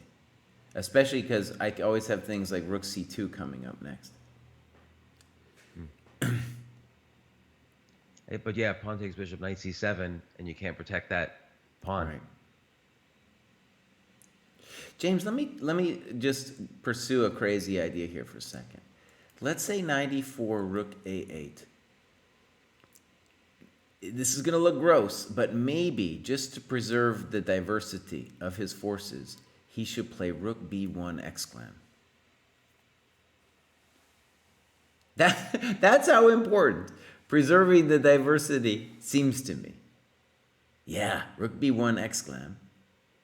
And then I assume. okay, so Yeah, go ahead. Bishop e7. I don't know. yeah, or h6. Well, no, you can't do h6. The bishop on d6 is hanging. Ah, yeah, bishop e7.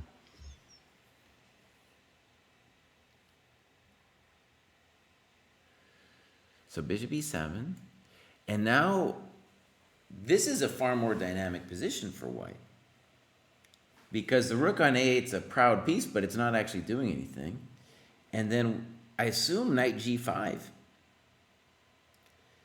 And we got our two pawns. That's an interesting position. That's an interesting position, man.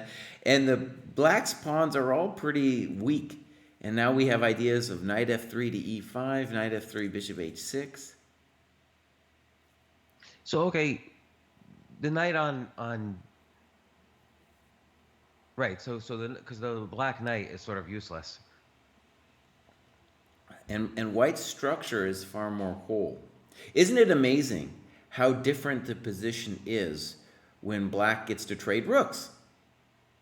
Right? And you would only do it, you would only play rook b1 if you really understood it, because on the surface of things, rook b1 looks so passive that it's not the move you would be thinking of. You know, it's just like, no way would you be thinking of rook b1, man. So how about here about rook a6 and then rook a8 and then rook a1? Well, we can try, but first we have to do the bishop. Our bishop on d6 is hanging. Right. So bishop e7. All right, knight g5.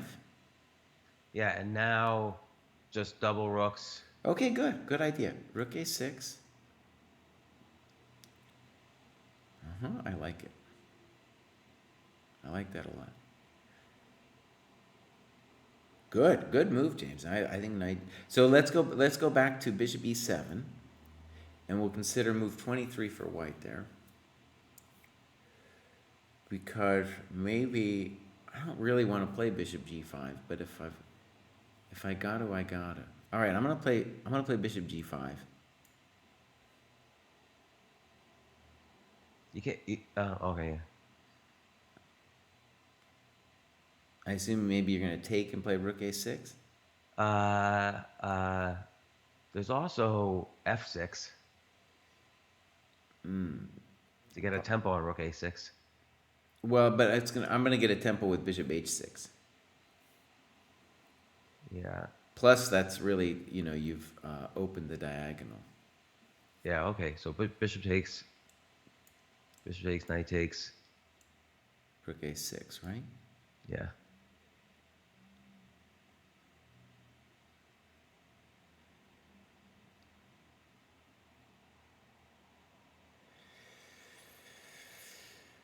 Uh,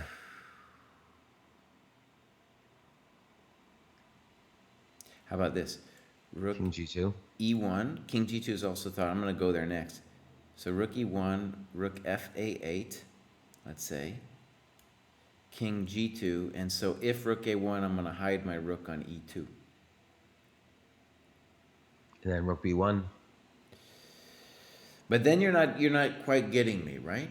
Yeah. Yeah. I think bishop e7 might have been played. So bishop e7 was played.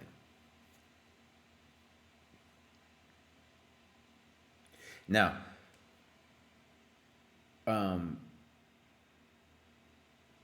is there any advantage of this over rook a8? I don't know. Another question is you make Well, Magnus. now you could take with either piece now. You could take with either piece. Magnus could also claim that, hey, buddy, rook a8, that's going to come anyway. But once he moves the bishop on c1, it is true that, well, I was going to say that the rook can go to e1, but if it goes to e1, then we got rook a8 plus rook e8, and we're going to catch him. So one of my if I was black, my concern would be, is there some way for white to use his rook on a6, right? And Magnus might be saying no. Like, for example, rook a6, maybe just rook fc8. We saw a little bit of that earlier. But also rook a6. No, never mind. Oh, yeah, rook a6. There's potential for rook a8, rook c6, rook a1. Bishop takes knight, rook takes bishop check. Uh-huh. So, for example, rook a6, rook a8. fc8, and maybe, how are we going to do this here? Oh, no. Rook a8. And if rook c6, rook a1. Oh. But then we do get to take on d5. Yeah, this is a trade. But that's a massive thing if I win all the light squares like that, right? And then rook b1. All right, let's take a look. Rook a8, rook c6, rook a1, bishop d5, rook c1. Let's put it on g2 for the first call. And then rook b1.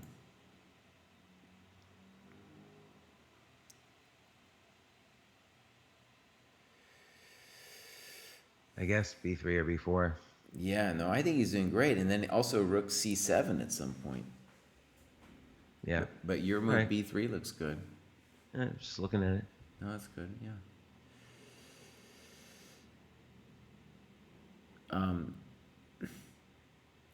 But let's just say Magnus is Magnus because he's able to live through his mind is willing to entertain rook a6, whereas I would have just played rook a8 because I can't deal with the thought of rook a6. The thought of rook a6 destroys me. Okay, white played bishop takes g5. And so now I would be anticipating bishop g5, knight g5, rook a8. Bishop g5 was played by black. And if knight g5, rook a8, we're going to be at essentially the same position we were at before. Except that white doesn't have to debase himself with rook b1. It Maybe the might, rook e1. the rook b1 move might still be essentially the best because there's no great square for the rook. Because on e1 he gets tagged with rook fe8. All right, knight g5 was played. I'm going to say I will be mildly shocked if rook a8 doesn't happen. All my chess principles will be called into question, James. All my dogmas. All my dogmas will be. Although, okay, is there any scenario better than rook a8? Because maybe Magnus is also arguing, ever since rook b8, maybe Magnus is arguing the a file is worthless. But I guess rook a7 is pretty strong. Yo, it had to be. Okay, rook Rook a8 did a6. happen. And maybe, James, the other thing that could be going on is when I played rook a8, we reached some end games where I was like, black isn't, is maybe not winning, but he shouldn't be like even trying to not be worse. In this kind of position, maybe Magnus is saying, I'm going to avoid that end game that Cry was showing, and instead I'm going to get this position where, hey, maybe I can win the thing. Like, it's probably dynamically equal after, say, rook b1 or rook d1, but maybe I can win this. So let's say rook b1. Or d1, right? Doesn't d1 feel a little bit more natural? Yeah, I get worried. Is there any worry about the b pawn later on? I don't see it.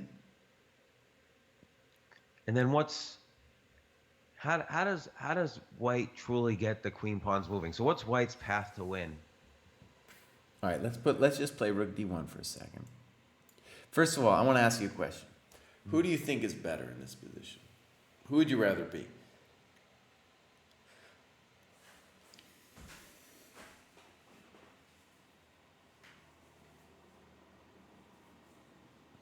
I think I'd rather be white. Okay. And I'm thinking king g2, bishop c2, knight f3, and then somehow get the queen pawns rolling.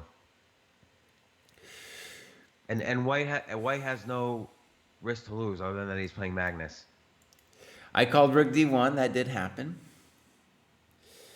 And I think you're right. Like, when you ask, like, what are the pawns doing? I think the main thing they're doing is they're preventing the rooks from being their awesome selves. And what's black's path? At this point, the attack's gone. What's black's path to win if there's a path? It is to exchange rooks, and it's to open a file, a decisive, like, entry point into the position. Right? Okay, so So I'm going to guess, for example, rook e8 would be the standard move to begin, just to stop knight e4. and king g2. And king g2, right.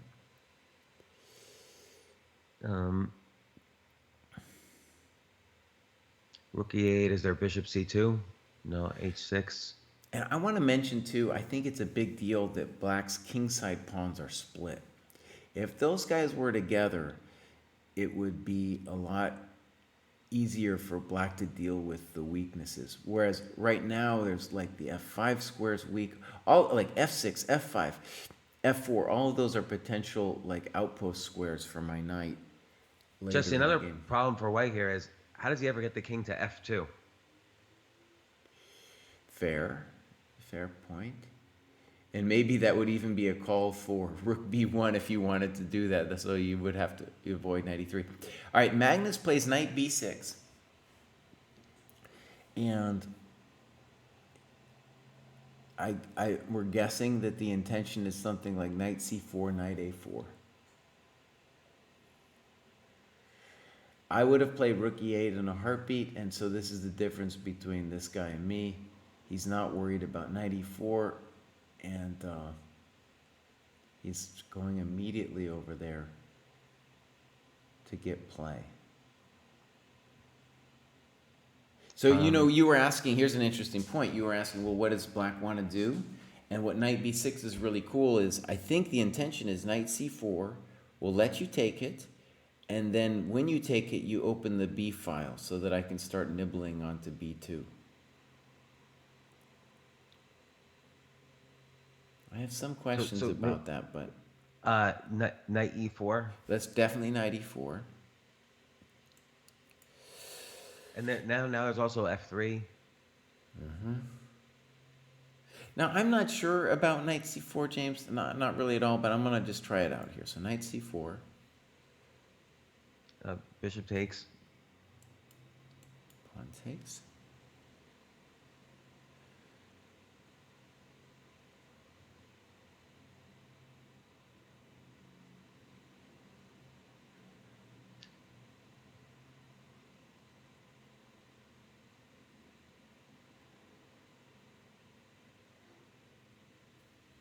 I mean, I guess knight d6. Good.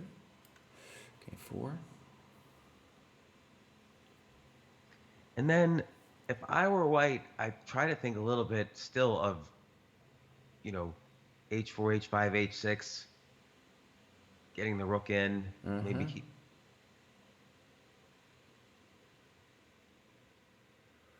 Although I guess you have to worry about the knight. I guess, yeah, black's immediate plan could be rook d8, kick the knight, king f8, and then plan for rook b8. Maybe rook d2 to protect and advance the b pawn. Yes, good. Rook d2, rook d8. And then knight f5. Let's do king f8. I think white can't lose, by the way. I mean, you put that knight in e3, no way you're going to lose that thing. Right? And I'm going to go ahead and say that my knight c4, knight c4 might be Magnus's intention, but the way I played it is probably too fast. Right? But also, why do we think necessarily black is fighting to win? I don't think he's fighting. Well, let me put it this way. I think what Magnus wants is a fighting position. I think the position, to me, feels like it's fundamentally close to equal. Right? So if you worry about knight a4. Knight e4, I think, is the right move for after knight b6, yeah. What about rook d2 now? Just to kind of over. You mean instead of knight e4? So no, knight e4, maybe knight e4, rook d2. Well, hold on. After knight b6, knight e4, it's black's move. Right?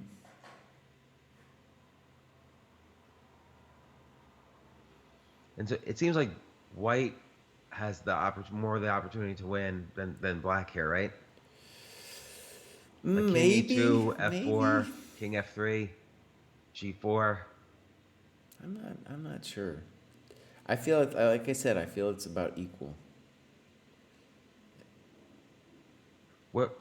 So I'm just curious, like, what? White, it seems, has a path to win, and like you said, black has a path to win if he can exchange rooks.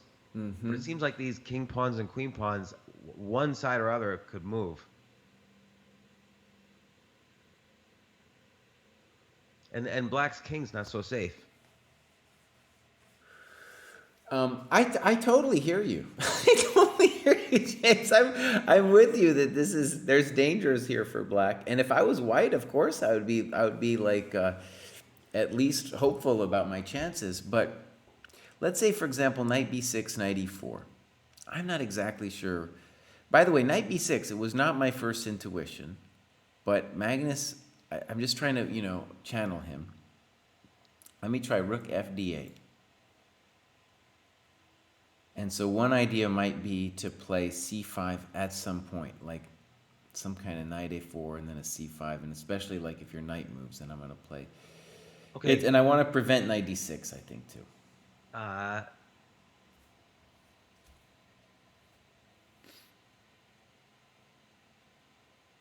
Rook e1. Or, the other thing is king g2, g4, h4. You have a And lot let's of make plans a mating here. net around the black king. You totally have a lot of plans. Absolutely. There's more than one plan at White's disposal here, and yeah. And I think one of the tricky things about knight b6 is like White is forced to worry, like, when am I worried about either knight c4 or knight a4? And But like, in both cases, he could do rook d2 now to just prophylactically deal with anything. And then he could Mm-hmm. start thinking about king G. I would think about king G2, G3, G4, king G3, F H4, knight E4, F6, Mm-hmm. potentially. This F7 pawn's still weak, or Yeah. the diagonal's weak. That pawn is terrible. I, Magnus might be a little punk here. Like, maybe Duda's the only one with a chance to win. The black attack is not happening.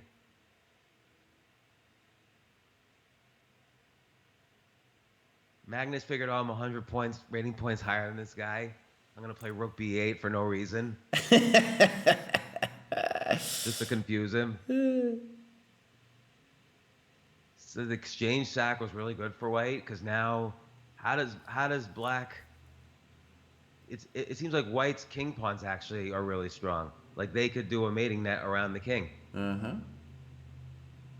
You could see h4, h5, h6. Okay, well, let's do this. Let's play a sample game here. So knight b6, you play white. Okay. There's no rush to knight e4, by the way. You do that whenever you want. I Yeah. have to deal with f7. Rook d2. All right, rook d2. There's no rush for white to capture the knight if knight c4.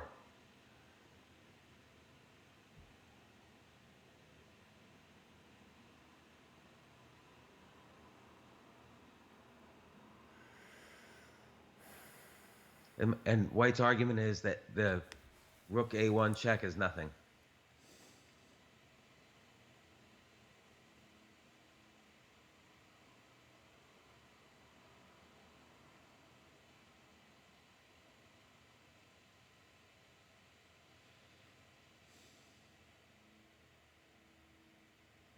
Okay, let's put the rook where he wants to go. Check. You want to go g2? Rook a1 Yeah. check. G2. Rook b1.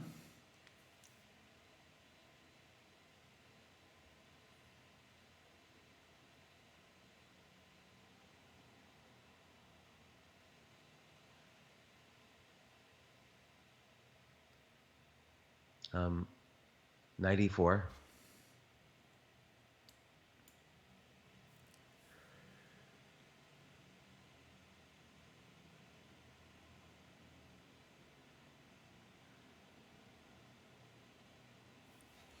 All right. The idea is if knight c4, bishop takes, pawn takes, knight d6. Mm-hmm. And All if right. knight a4, uh, bishop takes, pawn takes, knight c5 is something to think about. Uh-huh. All right. This one I'm not entirely sure, but I want to put the rook to d8 to stop that business.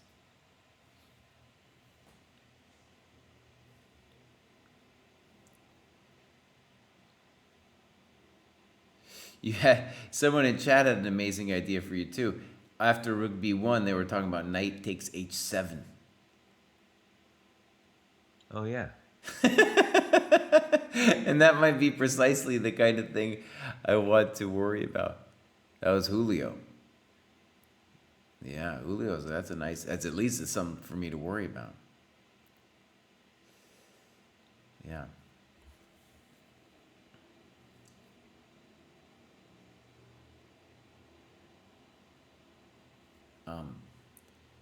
All right, let's look. Things have happened. After knight b6, rook e1 was played. And let's say what the obvious point is. If something like rook a e8, there's bishop f7. Yeah.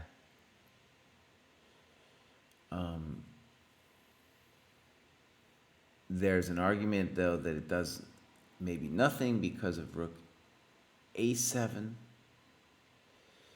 But certainly a valid question. Rook e1, what do you want to do, buddy? Well, on rook a7, you've given up hope of exchanging the rooks. True. So maybe we should say that knight c4 is the big kahuna question, right? Rook e2. In addition to rook e2, let's mention bishop takes, pawn takes, knight e4. Uh, Because on rook e2, by the way, then I can play rook fe8. Right? no, because you still have the No, you don't have f7 anymore. I'm on c4 now. Rook e1, Oh, knight yeah, c4. yeah. Let's try bishop takes just to see if this works out for white. Because if it does, like if your knight takes my pawn on c4, then forget about it, right? No, but this isn't going to work. I'm fast enough. I go check to the pawn, and then I'm okay. Rook fb8. No, I'm okay. Rook e2? I don't know. And then rook a2. Yeah. So I'm okay in that position, I think. So rook e1, and Magnus, I assume, looked at this and said, hey, buddy, I'm not worried about that. I got knight c4. Maybe rook, I mean, okay, so rook e1 is an example of a move that at first blush seems wrong to me, but I'm sure that the dude has some idea after. Oh, so he's thinking of rook e7, maybe as a threat. Okay, let's consider it. Rook e7. But now here I can say check to the miserable king. Let's say king g2, rook b1. Oh, but you have to check him on the bishop with the knight. Oh, yeah, good call. Good call. Even better. Much better, of course. But maybe not rook e2 so fast.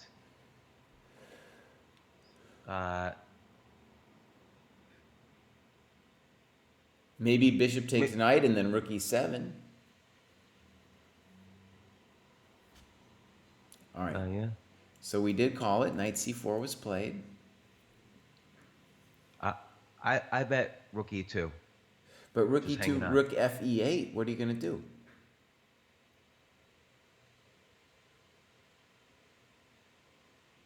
Right? Knight e4. And then king g7. Here, let's put that on the board. I think bishop takes, well, we're about to find out. But rook e2, rook fe8, knight e4. And maybe you're, well, okay, here we come. King, I might throw in rook a1. Let me throw in rook a1 check. Rook a1, king g2, king g7. So f5 is the threat.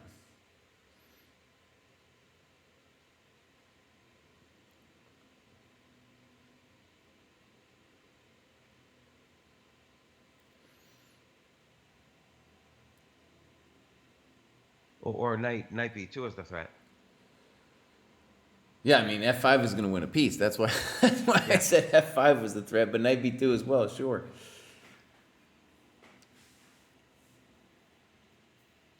No, this doesn't look okay. Yeah. Maybe king f3. I don't know. Maybe you can get away with that. But king f3. Or rather, let me make a. King f3 f5. So it'd have to be bishop takes knight, pawn takes king f3. But I want to stress, I don't think black is the one with any trouble here. Like rook b1 now. No, we're fine. We are fine. Fine as wine. Yeah. We're fine. Okay, so we have knights. Yeah. By the way, James, when I'm doing this, you're playing it out on your board, right? Yeah, I'm just looking at the board that you Yeah. have set up. Yeah, okay. You know, you can make variations too on yours. Okay, so let's go back. Knight c4 is the position. Duda has now fallen down to Magnus's level of time, because Magnus cranked on a couple moves like bishop f5. And this is the kind of position, man, where like it feels like white is drifting. I mean, maybe there's a point behind rook e1 that I don't understand, but if not, then white is drifting towards maybe losing this game. So wait, if rook e2, Okay, bishop, you're thinking rook e8, definitely rook e8. and is there any time for rook c2? Maybe, but it's looking kind of gross. It's looking kind of gross. And no, now for example, rook a1 check, King g2. king g2, and your pieces aren't doing anything, right? Although am I dreaming a dream of knight f3, or If you get 1,000 tempi, yeah. If you get 1,000 tempi, but I got like rook b1 right away. you got rook. B1. Yeah. So I don't even know what you're gonna do next. Knight f3, knight e5. But I get to take on b2. Right, so bishop takes knight. Oh, you want No, to? bishop takes knight first. Bishop takes knight. Okay. Instead of knight f3. Yeah, and then Bishop knight takes f3, knight. right? Pawn takes, then knight f3, And then rook eb8. and then knight e5.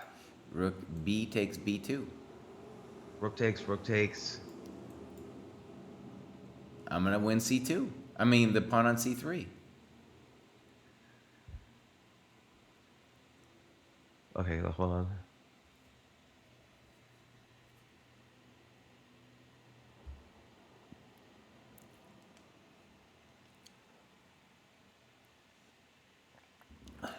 Yeah. Yeah, no good. Okay, so here we go. This is our position in the game. And people are talking about how this destroys the anti-martial theory. I just want to say, after a4, rook b8, white did not have to play c3 there. There was ab, ab, and knight c3, ab, ab, d3, both of which seemed at least interesting for white. More interesting to me is we got to this end game and James here thought that white was fine. I thought white was fine. And then all of a sudden we're getting this rook e1, which seemed at least a plausible move. But after the simple knight c4, it's like, wait a second, bro. Wait a second. Are you drifting? Now, I don't think there's any way that white's lost, but he's conceivably now drifting. Yeah, he might be drifting here. And yeah, I think you have to do bishop takes. Well, the only moves are bishop takes knight and rook e2, right?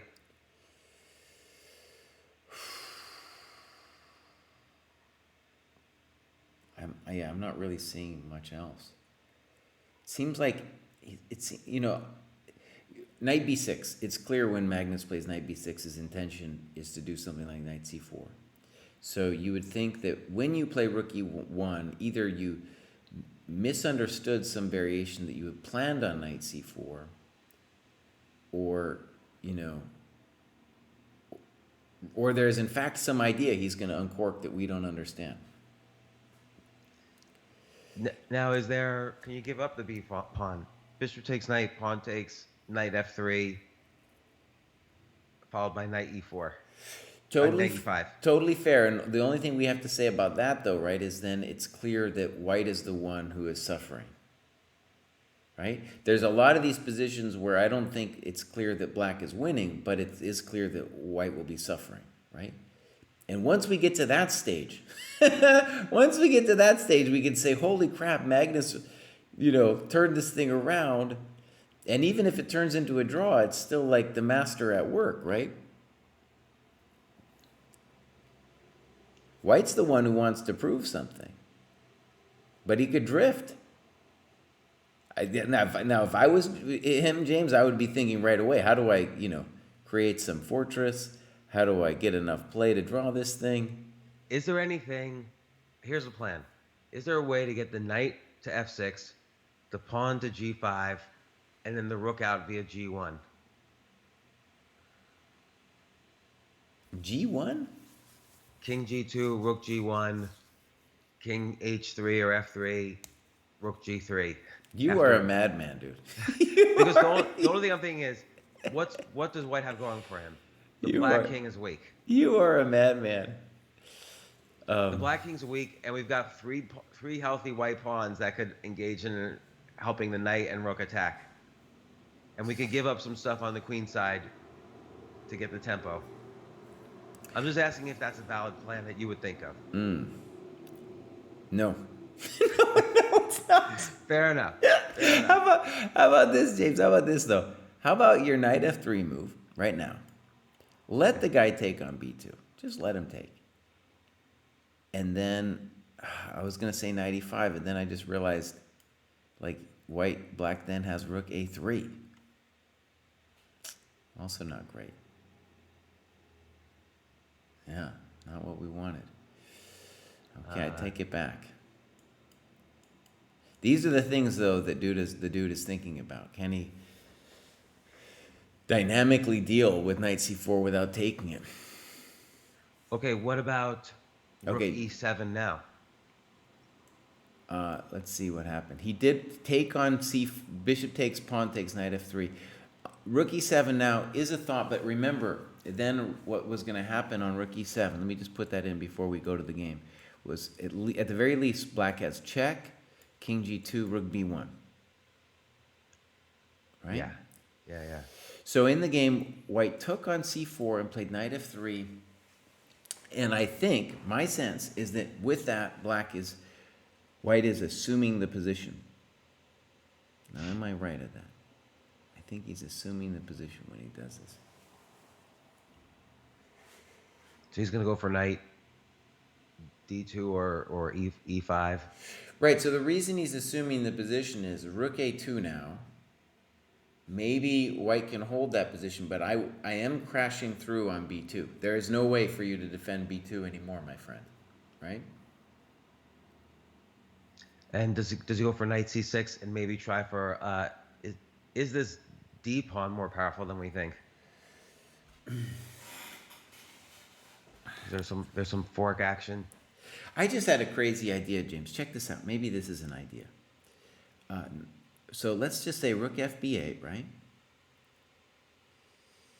Rook e2. Now I just realized something. Now maybe rook a1 b1 is better. In fact, it probably is. But let me just put this on the board for a second. Rook a2. Maybe no, I'm not even going to talk about what my dumb idea was. I just had a terrible idea. I was trying to find some way for white to deal with this. But I think here, rook fb8, let's start with Knight that. e4. Knight e5, you mean, right? Yeah, knight e5, yeah, sorry. Rook takes b2. This looks lost, dude.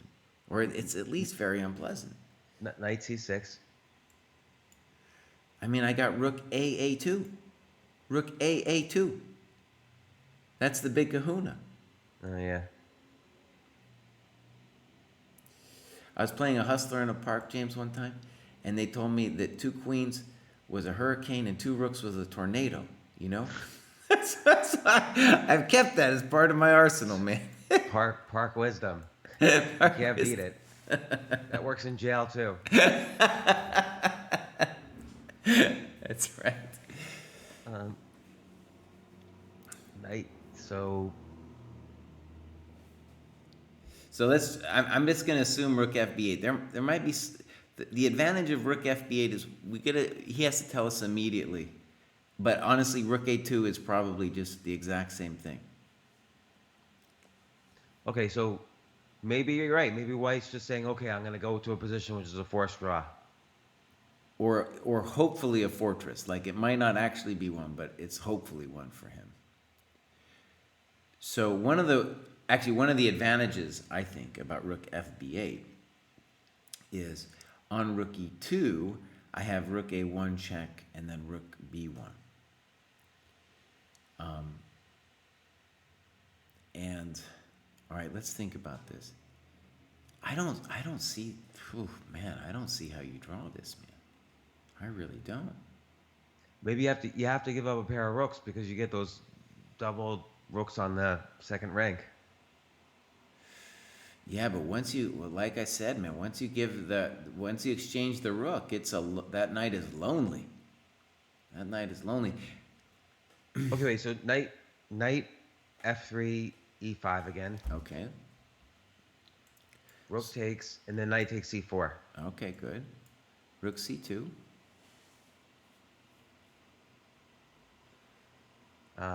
Rook e3. Okay, so let's say the obvious. You're intending rook a2 and then rook f3, right? Yeah.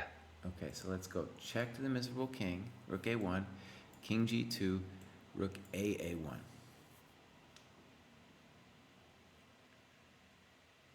Rook, rook, yeah. Now maybe you could play for counterplay with like rook e7 or rook e8 to rook e7 and then some kind of knight e5. You know, but yeah, White's the one who's dying. There's no question.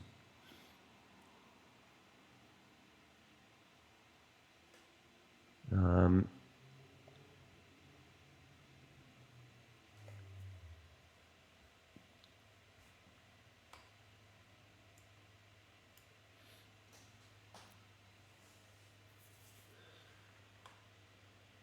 well, is there any counterplay on the king? Well, that's what I'm thinking you should try, like rook e7, rook c3, knight e5. And yeah, this is a great example where if we could exchange a rook, then maybe we're alive.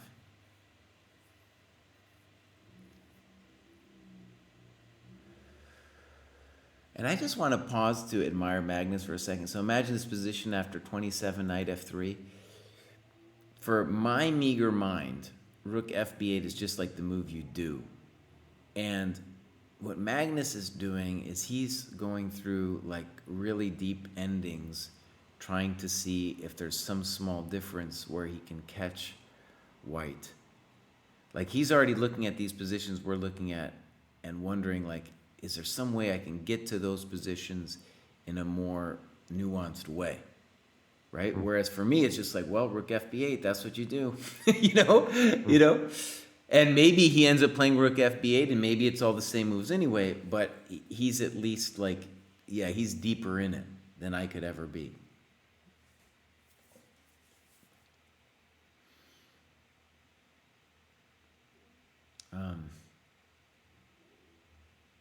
Like, for example, one advantage of rook a2 over rook fb8 might be that on rook a2, rook e2, I can think about moves like f6.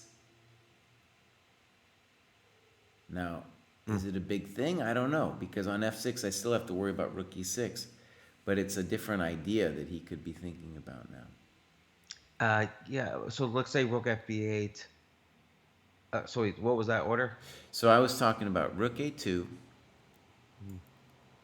and honestly though, here's the thing about rook e2. Rook a2. Then also there's knight e5, which was your move, which is a good move. Right? Isn't that how we did it? Yeah. Yeah. So, right. So, is there a difference with rook b2, knight c4, rook c2,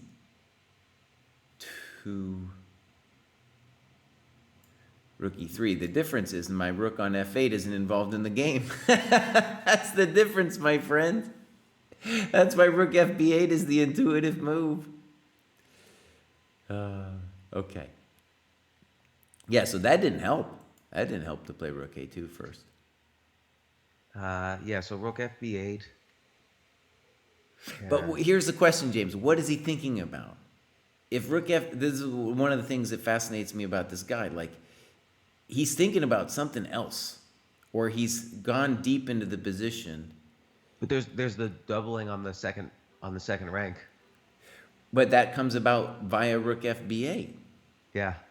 So, like, he's thinking about something else. And... Why do you think that? Because he's thinking? yeah. So what doesn't he like about rook fb8? Or he is doesn't want to exchange rooks at this point? Or maybe with rook, he's trying to make rook fe8 work, which doesn't seem okay. So the problem for me with rook fe8 is Knight that e5. either or just rook takes knight e5, and then once I take on c4, which I will get, then I feel like I got some very whole pawns. So if you have, let's just hypothetically say it's 3 versus 2 on the king side with rook versus knight. That seems like a draw. Yeah. Uh-huh. So white could even give up all the queenside pawns for those 2 weak queenside pawns and draw. Right. Mm-hmm. Which if I was white against Magnus at this point, I would just do that. Like, can black avoid that? I think so, and all those variations with rook a2, I never saw the c6 pawn leaving the board. If you're willing to give up the c3 pawn. So, for So example, let's go rook fba, knight e5. rook e2, Oh, rook e2. Okay. Rook a2, knight e5, rook fb8, rook fb. Excuse me, rook bb2. rook takes rook. Uh-huh. Rook takes. Oh yeah. Knight c6. Okay. Rook c2. Uh, d d5. Good question. d5. Good question. Yeah. Snip. Okay, d6. All right. Good question. Yeah. Here we go. Well played, honestly. And so your intention is rook d3, knight e5, right? Yeah, Good. It might just work. but I don't know if you make it to the. I don't know if you make it to the finish line. Hold on a second.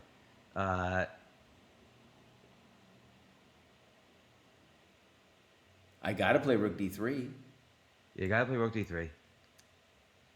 Knight e5. Oh yeah, makes yeah. sense. Then rook d. Then knight d. Yeah. Okay, but hold on. How about rook d4? This is why a knight is so dumb. Um, so Yeah, rook d4, my man. That's a hard move. to face. d7. c3. That's a good buy right there.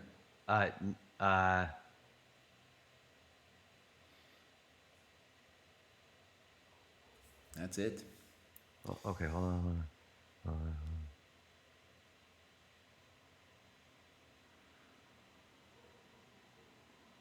He's really tanking on this move, man. It's very surprising.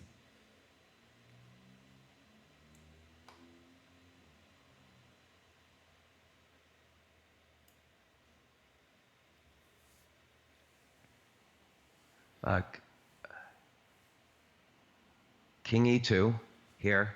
Okay. c2. Knight, knight d3. Rook takes d7. Yeah. That's it. Oh no, and then king. King can't do d2, I king, play rook takes d3 or c1. Yeah. All right, it was close. This is close. It was a try.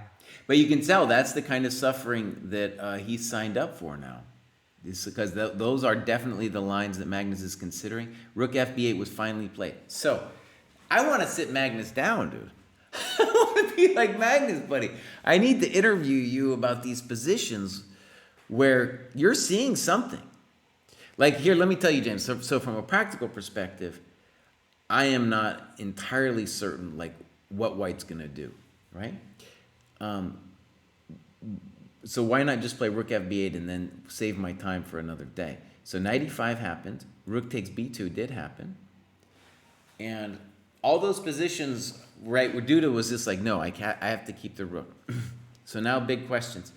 These were the positions where we thought maybe white could survive. And I thought you had the best attempts here with, it was knight takes c4, rook c2, rook e3.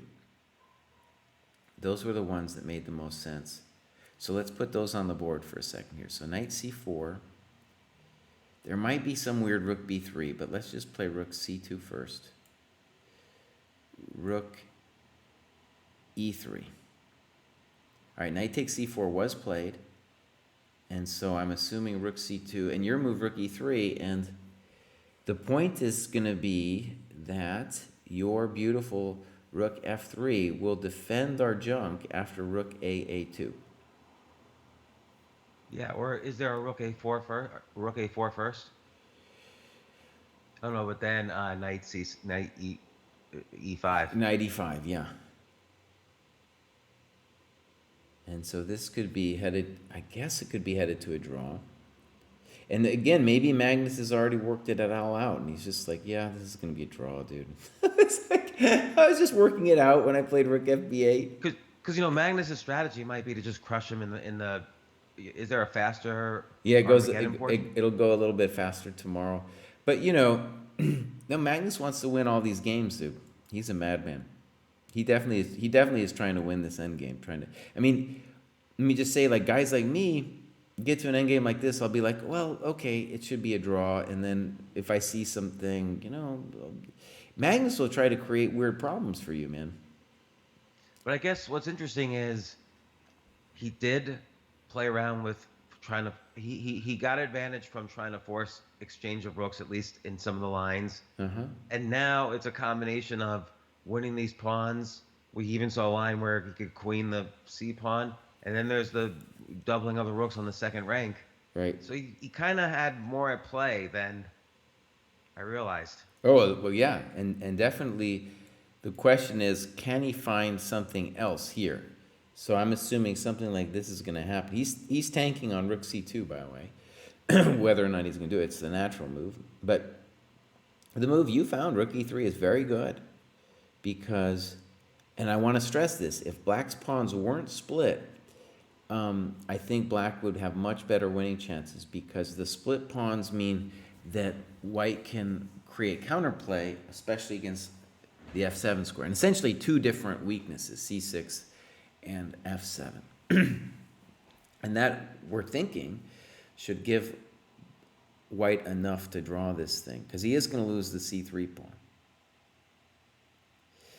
And arguably, maybe he could say to himself, maybe like...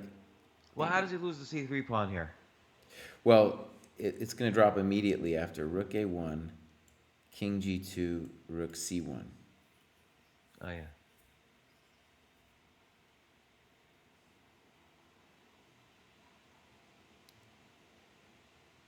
But okay, let's carry on. So, rook e7. Okay. So, this has happened? No. Knight takes c4 was played, and we're waiting on Magnus. Is there anything with d5? So instead of rook e7, d5. Okay, I don't get it. So pawn takes. Pawn takes, and then is there a knight b6? Okay, it's a thought. Because remember, if it's just rook versus knight and kingside pawns, it's a draw. Fair enough question, but we're going to suffer here after rook d2, right?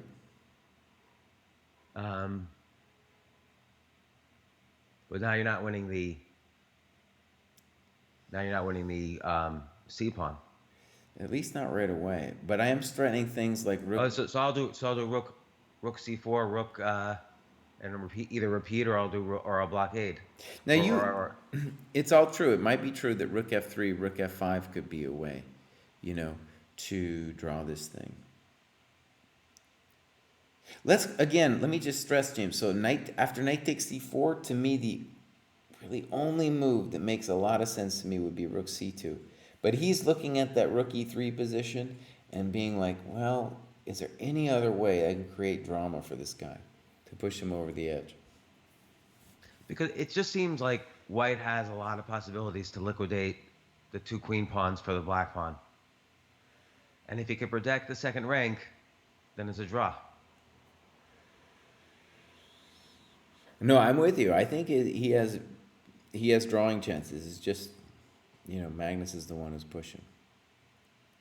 It's also this is why I love looking at these games. Like if I was just analyzing this game on a PGN, I would say to myself, oh, well, rook c2, that was the obvious move. That's where he didn't think any time on that.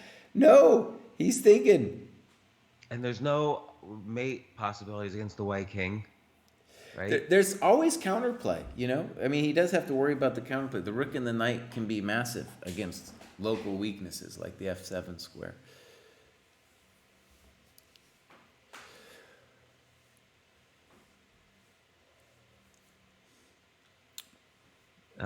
Other than Yeah, besides rook c2, James, what is he thinking?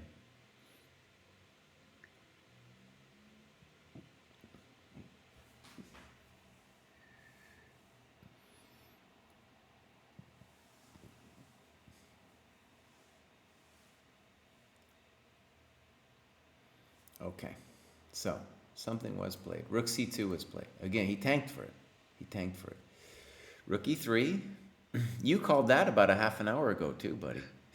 You called that one. well, me and Magnus are just like, no, Duda. I'm on Duda's side here. Okay, so now in this position, the He only doesn't have move. to do, by the way, rook check first. Maybe he does rook a2 first. Okay, we could look. And then after rook f3.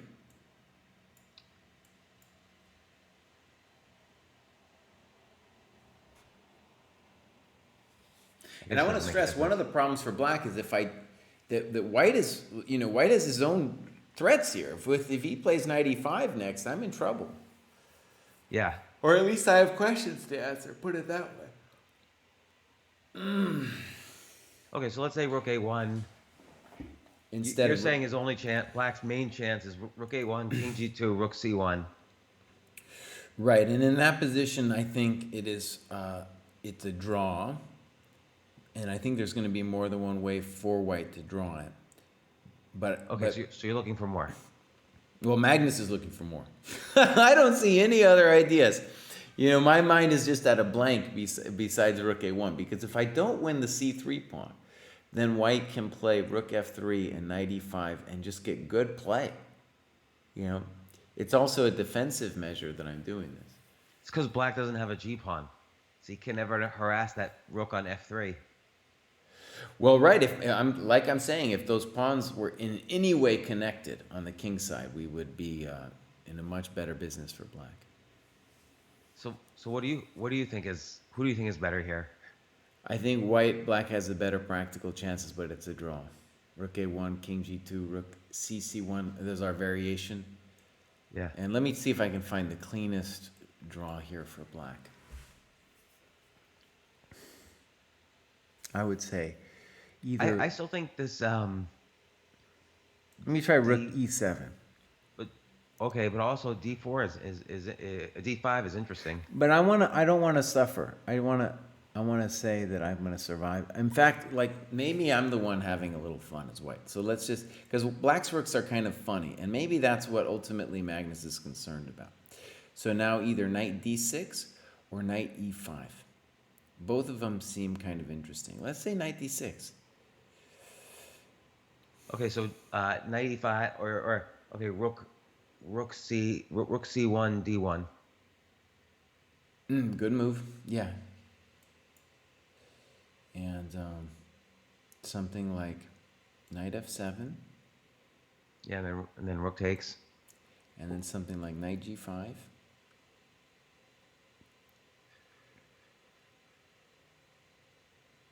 That's white's fine, right? By the way, rook a1, king g2 did happen.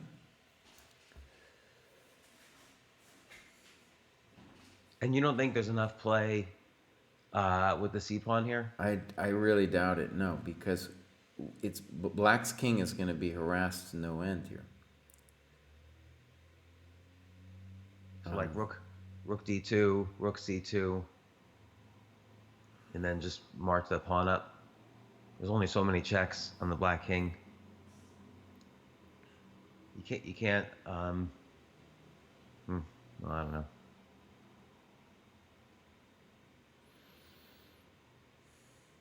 It's a major bummer that the rook. If black could trade off a rook, hey, then we're winning. So Magnus thought forever and finally played this variation that I thought was forced a while back, and I'm anticipating some kind of rook e7. It might be possible to play rook e8 and then rook e7, but you're flirting with danger a little bit there because of king f8. Yeah, I think you're flirting with danger because of king f8. Well, wait a second. Maybe it could go like this. Rook e8 check, king g7, knight e5, rook c3, rook e7. Is that in any way different than the other variation? It's kind of similar. Well, here you're going to have to take with the rook, I guess. It's still a draw, right? Rook d1, let's say. Check to the miserable king over here. Rook d4. Actually, this would be a win. Look at that. Bang. No, it's not a win, Cry. Come on, just go here. And that's a draw. Knight e7 and trade the rooks and whatever you like, you know? Although the knight's getting trapped. No, knight e7. Snip, snop. King f7. Knight f5. Or d5. Yeah.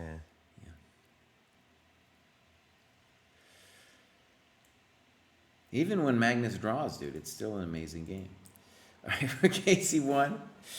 And White's going to think about it for a touch. How are you feeling, by the way? How's the COVID blues? You know, it's interesting. Everyone, I'm still recovering. Like, it's like the hard version or the Delta variant, whatever you want to call it, is brutal. I encourage people to get vaccinated. And everyone says to me, why didn't you get vaccinated? And they assume he didn't get vaccinated, so he must be a racist. And people always assume some big philosophical reasoning goes behind every decision when it's your decision like this. But I'm just lazy. And I try to explain to people I was just lazy. And then you must be you were at the Capitol on January 6th. And no, I just simply stare at my computer all day, and I don't want to go to a CVS and get a shot. Like, I don't like it. And I was just stupid. I'm allowed to be just stupid. But it's funny how people try to assume, just like in chess, people assume some grand plan. Sometimes the guy just makes a move. That's right. So, well, thanks for letting me participate in the analysis, Jesse. As always, I learn from everything, the way you look at things, and Magnus is playing all your variations, so I'll enjoy watching the rest of this game. Yeah, and I want to say, people in the chat, if you don't know James, you can check out his podcast. He's got a great podcast. Talks about chess a lot. He was on, there's a great, one of my favorite perpetual chess podcasts was when you were on there just recently. That was a cool one. Thank you. I was, by the way, I did a recent video, some of you might have seen, called Plus Minus Equal, and the principle, and something about self-improvement, and I stole that. I stole that directly from James, and James stole that from an MMA fighter named Frank Shamrock. Yeah, so I always encourage stealing content. Yeah, always steal. So. Okay, cool, James. Yeah, it was cool hanging out, and I'll talk to you soon. Okay. All right, Jesse. You'll log me out of here. I don't know how to log out. Oh, I'll log out. All right. Okay, everybody. I need to go eat breakfast. / lunch. Let's check out what's going on here. Holy moly. Holy bajolies. I don't know. I don't have any answers over here. And I still have to do my notes for KGB. Oh, man. Now I'm assuming that Karjakin is winning this position. That's just going to be my stone cold assumption here. I don't think it's a very, very controversial opinion, honestly. This one just looks dumb. What's the best excuse? Okay, I'm going back to Magnus, checking it out. This might all peter out into Drawsville. You guys, this is what I'm going to do. I'm going to leave the stream running, but I got to get some lunch. I might even eat in front of you, but then if Charlie Silva's in the chat, he'll be like commentating on the sounds that I'm making. So I don't know yet. But I got to eat something. I'm coming back, and then it's notes for KGB. Maybe I'll just come and watch. Maybe I won't say anything.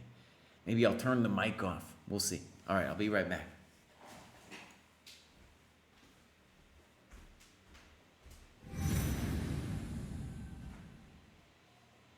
Altacha gifted a tier 1 sub to Dennis 1141.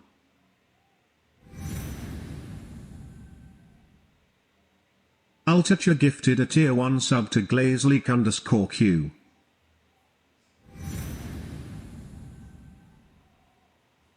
Ultitcher gifted a tier 1 sub to Jdunks.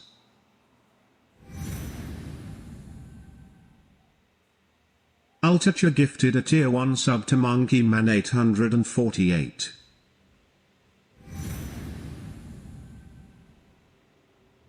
Ultitcher gifted a tier 1 sub to Hayubles.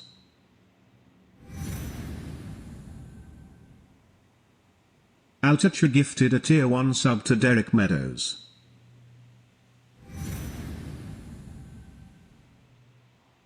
Ultitcher gifted a tier 1 sub to Chris_the_Savage.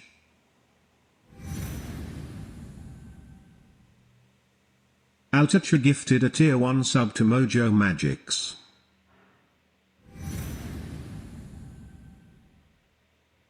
Ultitcher gifted a tier 1 sub to GM_99.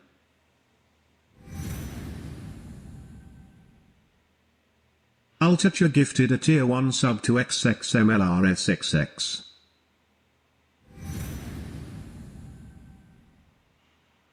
Ultitcher gifted a tier 1 sub to Thommy.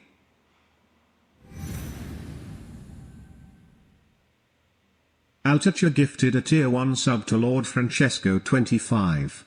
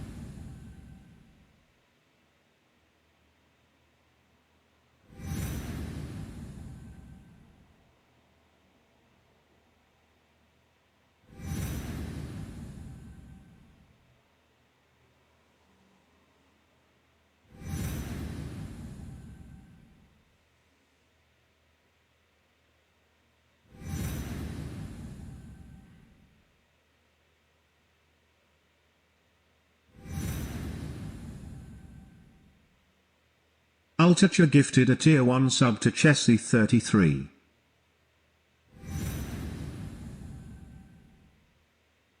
Ultitcher gifted a tier 1 sub to Homeboy Hayes.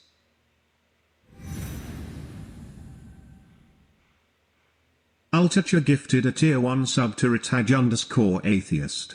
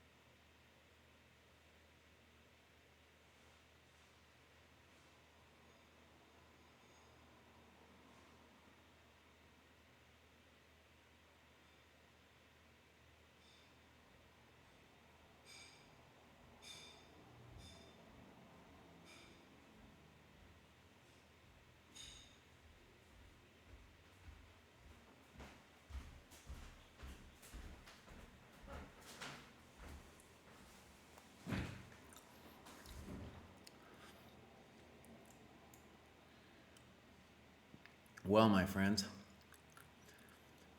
um, that's right. I was hearing those gift subs from the kitchen, man. That was beautiful.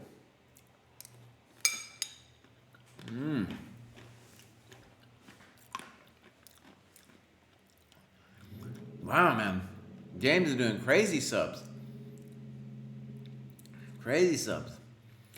Gibbs, that's a great idea to do Elo Guesser.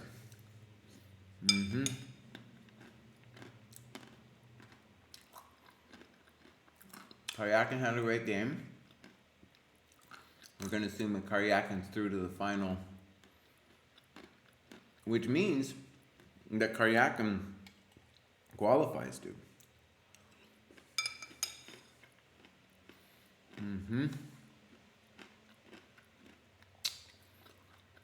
Karyakin qualifies. Yeah. Dude, James, thank you for gifting all these subs. DM Hokey and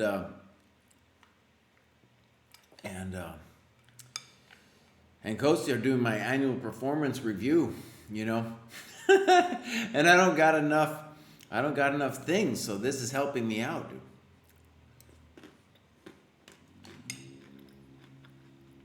Wow. That's amazing. 100 gifted subs. Amazing. That's what we need, man. Fantastic. Fantastic. Yeah. Thank you, Zelmer. I'm gonna try not to be too loud because Charlie Silva, man, he'll be on me. Me and James had this variation on the board hours ago, dude. Hours ago.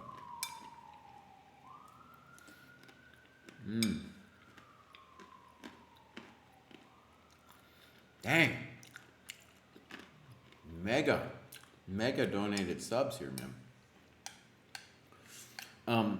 And then after this, after lunch, I mean, maybe after this game, I assume it's gonna end kind of soon. I'm gonna do notes for KGB. Well, Lauren, DM Hokey had to turn it off, man. It was 100 subs. It was loud. It was loud, man.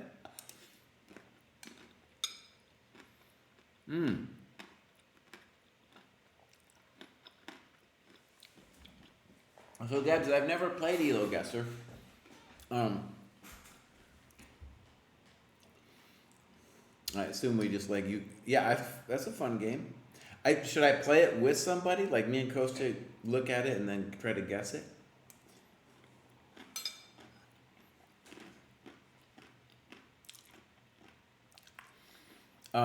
Now, Private Deuce, in terms of third place, is that like for all time of all Twitch streams or just our stream? I don't think anyone's given 100 in one go. No way.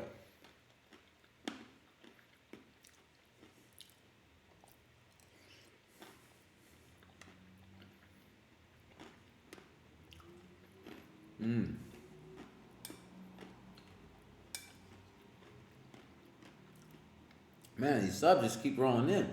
James, you got us, man. Look at this. Oh man, we're at 82 of 20 was the goal. Oh, we're destroying now.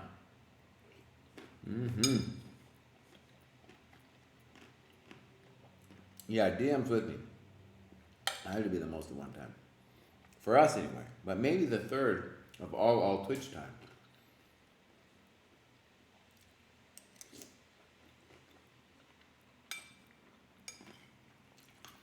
I think the Chess Bros gave something like 50 the other night. And when my performance review is going to come up, Coach and DM Hokey were going to set me down in a cold room with a lamp on me and say, why don't you get 50 subs ever, Cry? How come you don't perform at this level? And thank God I'm not going to have that conversation because we just got 100 subs, man.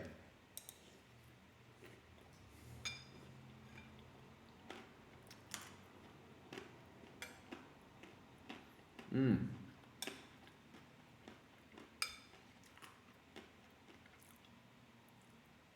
Mmm. I see. Yeah, past pawn is given 136. That's amazing. My Twitch rating isn't high enough to know where to find all these stats, but DMO is breaking it down for us.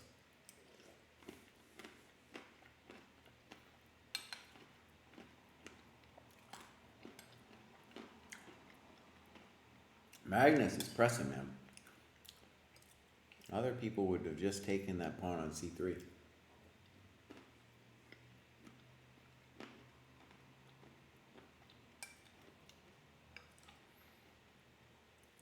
Wow. That was amazing.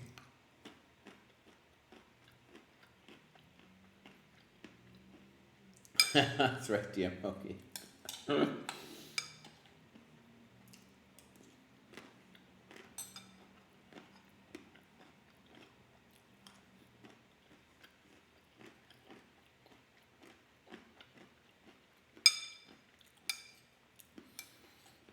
Delicious lunch.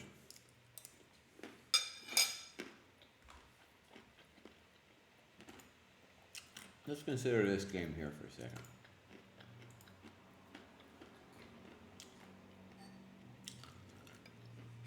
No, I like this playback thing. It allows me to eat lunch and watch the game at the same time.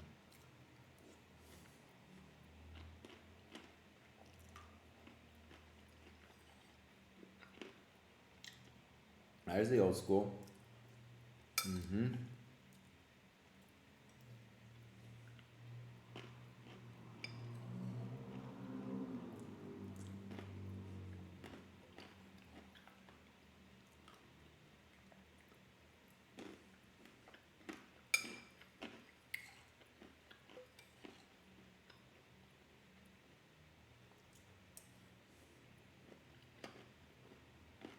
Mm-hmm.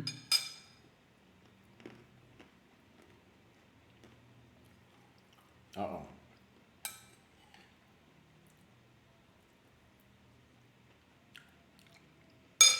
Oh, pause. Pause. That was amazing. So Black thought that he was a genius because he was winning this pawn.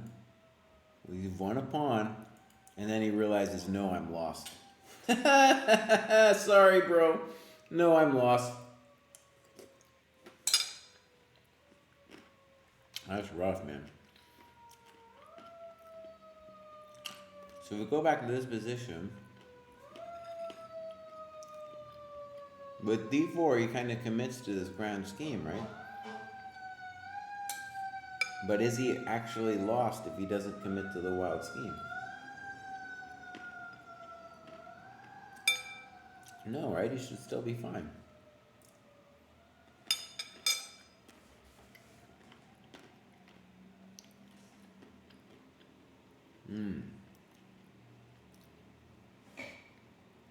Yeah, interesting position.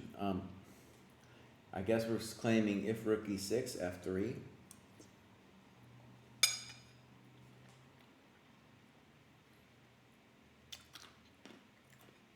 I guess I have questions there too, but... What a delicious lunch.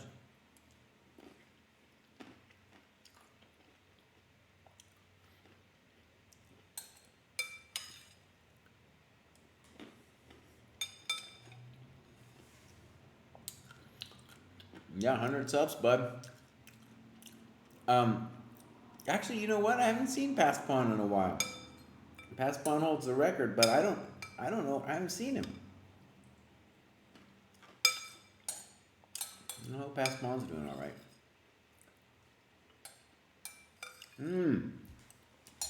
Okay. Time to do some work, you jerk. All right, I got to change out my layout and stuff a little bit. Let's go back to Carlson before we leave him. What are you thinking about, boss? What is it that you're thinking about? All right, If I go like that, does it go away? Might go away. Cool. All right, cry. This is too much for me, buddy. Too much. Get out of there. I think I'm still there. All right, close it out.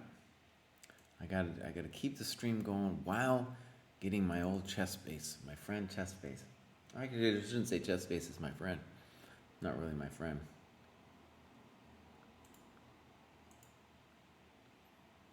No. All right. The notes to KGB got to begin here. And how are they going to begin? They're going to begin by you capturing the board, my friend.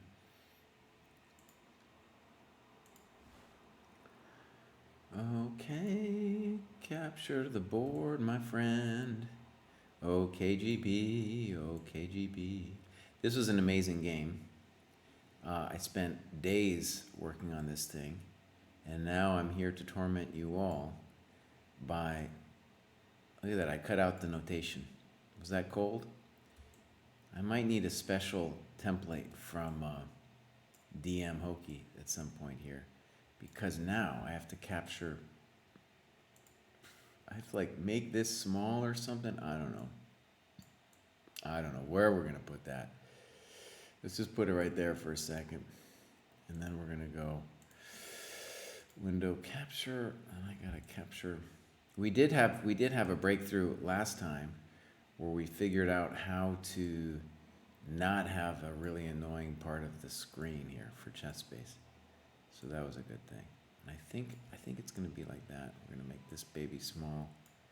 That might work out. And then we're gonna bring back, there, cover DM Hokey's thing.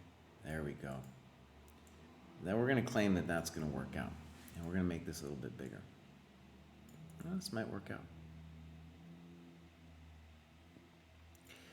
Okay. So first, I'm just going to check briefly in on Magnus myself. I can bring him back if we need to bring that boy back.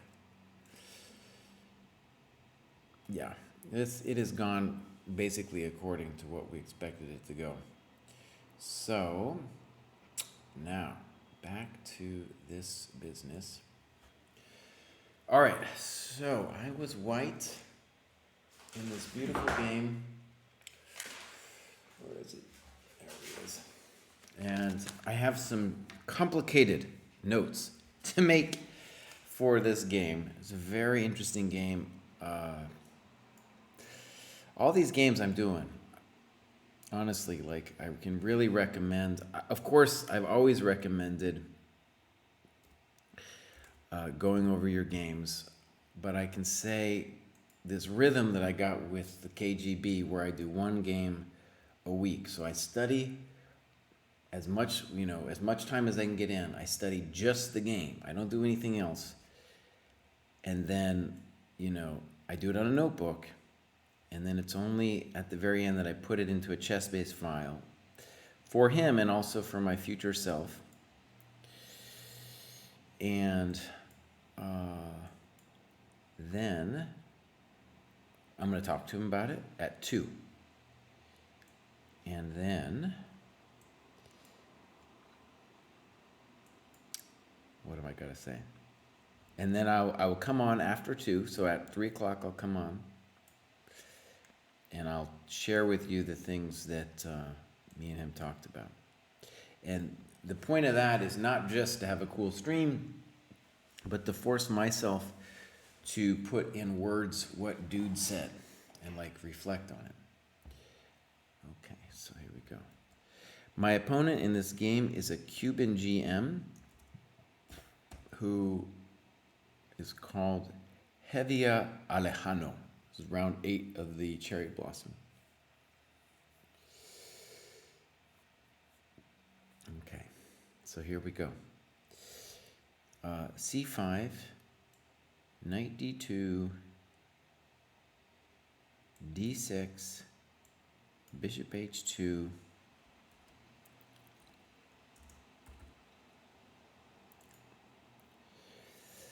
and And then I believe knight b d7. He thought for a second here.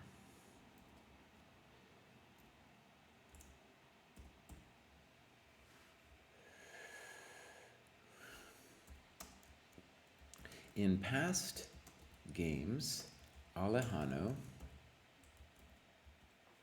had played CD, which I think is weaker than what he plays here.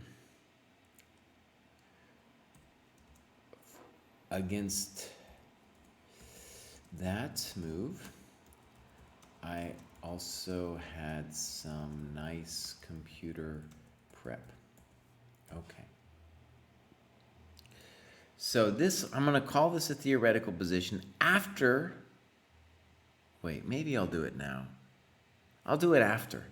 Before, in the last couple prep notes for KGB, I was looking in the database to see what other people played. I think I'll do that after. I'll do that at 3, just so that I have no special knowledge when I'm talking to KGB, you know? But I am going to assume that this is a position that has seen the light of day in other GM games. And what I'm writing down there is the times. So 1:59 means we started with 2 hours, and I haven't used really any time. And he's used just a touch here. Time being very important, especially for KGB. All right, here we go. C3.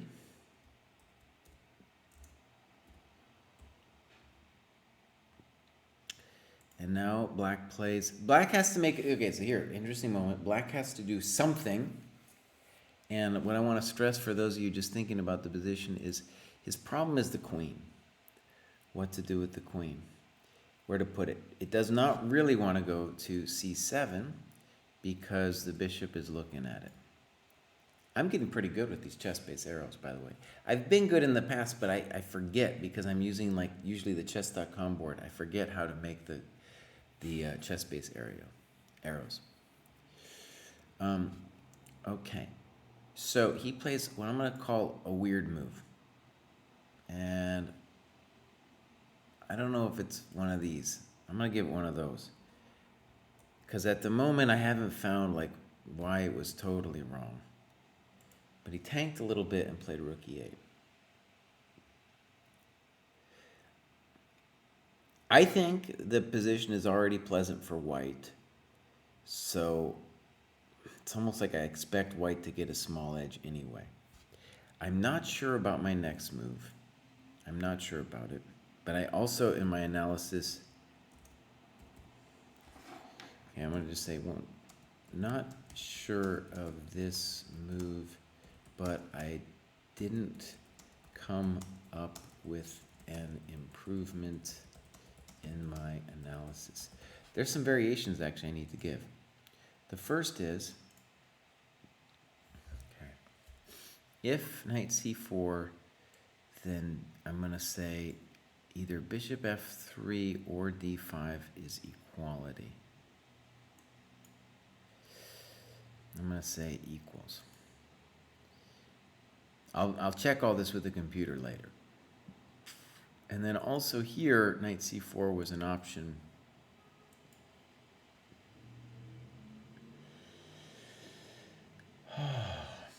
And I think the answer would be snip, snop, d5, and if, for example, knight d6, snip, snop, e5, and I'm going to say the guy has counterplay.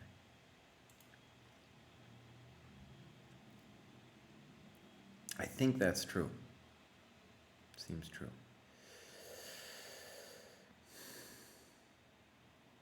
Okay. So I played queen e2. And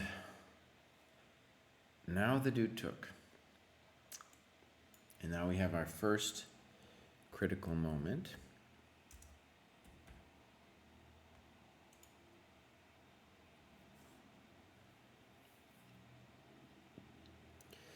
Can I get in c4 and e4 and transpose to a Maroczy? I don't think I want to, because I would be a Moroxy there at 1,000 tempos down. Quite happy with the structure. And I played what I thought was an exclam move during the game, and it might be the best move, but I just don't know if it's that special. I played C takes.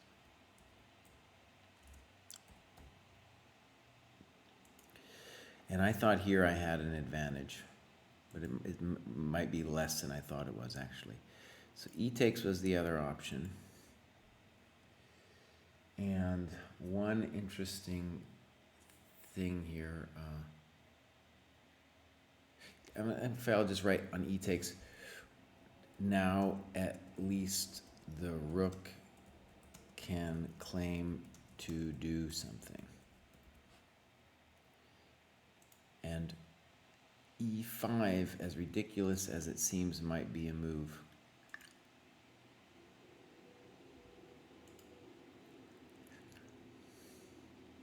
Yeah, I think it is a move, actually. He doesn't have to play E5, though. There's other things he can do. All right, so I played C takes. I thought I was a genius. Knight D5. So I am winning the game of the clock. It's amazing I didn't win this game. Amazing. Oh my gosh. KGB is going to kill me. Knight C4.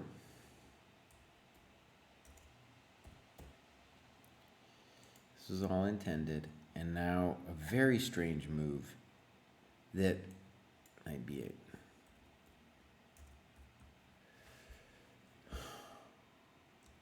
A surprise. Definitely. A surprise.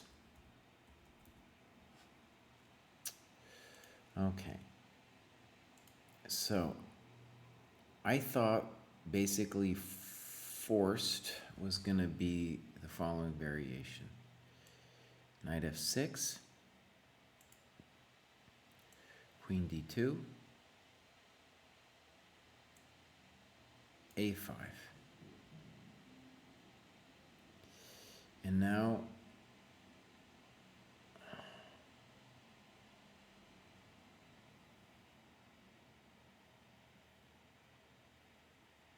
I got to think for a second because I had a very, I thought, interesting variation about how to deal with this little problem here. So black wants to play knight b4, and I had some notion about how to play this position. It would be nice if I could remember, because I spent forever looking at it. I'll say knight a3. I'm going to say was my intention during the game, but knight b4, bishop b5,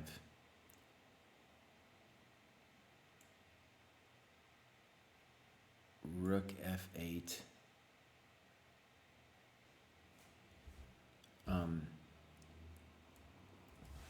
is less special than it seems. And here, I think I wanted to play queen e2, and if knight e4, to play knight e1, and maybe I'm a little bit better.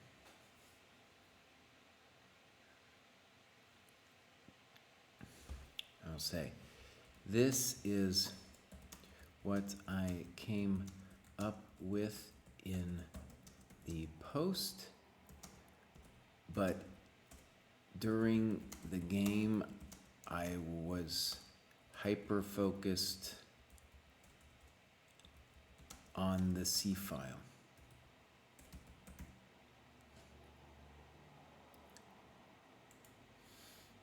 Okay.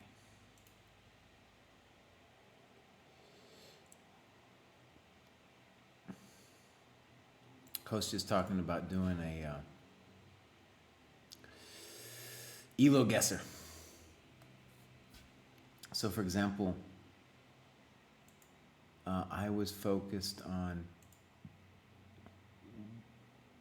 rook fc1, knight e4, queen e2, say, but after like rook c8, I really don't have anything. Black seems fine. Okay, let's put a little equal.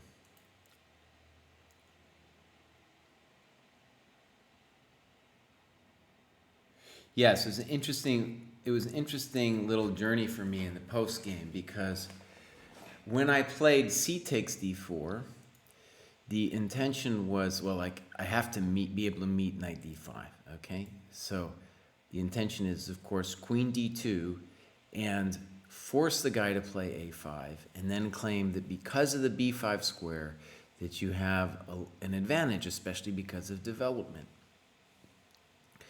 But it wasn't as clean as I wanted it, as I thought it was, right? As I thought it was going to be. Okay, so the guy plays knight b8. We definitely got to put a funky move mark on that one. I think that is the correct place to put a question mark exclam. Okay. And yeah, I've got a huge time advantage now, but I do tank for too long here and play queen d2. Mostly, I guess I'm stunned. I'm like, what are you doing, buddy? This time that I spent here is arguably just too long. I was trying to... Okay, actually, let's write about it. Let's see. Taking too long.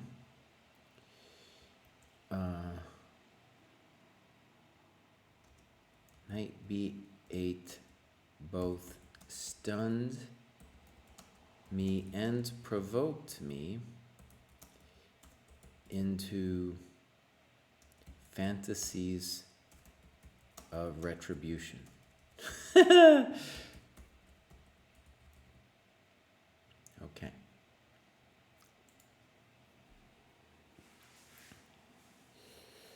All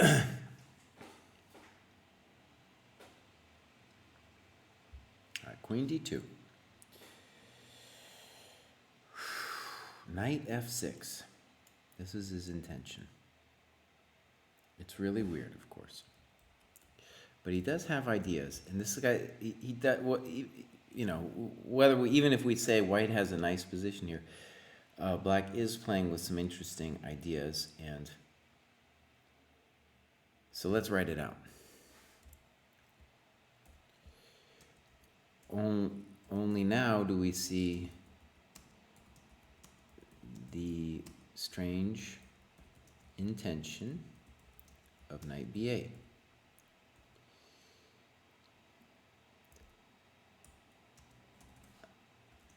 f6 remains open for knight d5, and black gets to keep his hedgehoggy structure. I've never used that adjective, but it's definitely a hedgehoggy structure. It's not a hedgehog, but it's a hedgehoggy structure. So no a5, right? Okay, knight f6. Now here I tank forever, and arguably rightly so. I spent a lot of time on the post here too, and I played a move that I guess is okay, maybe even the best move, b4.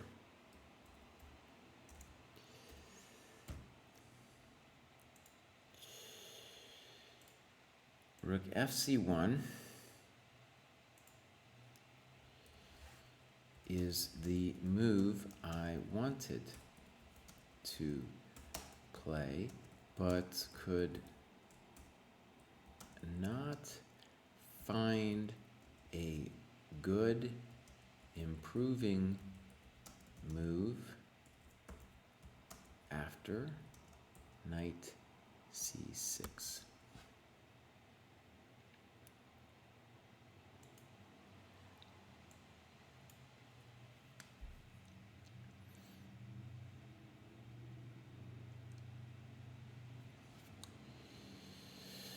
I looked at b4, d5, knight e5, knight b4, knight g5.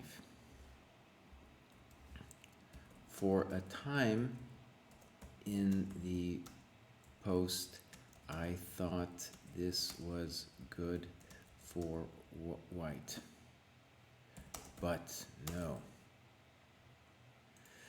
So for example, just rook f8. And another example. Boom, boom, boom, boom, boom. Bishop c8 exclam. Because queen b4 loses to queen c7.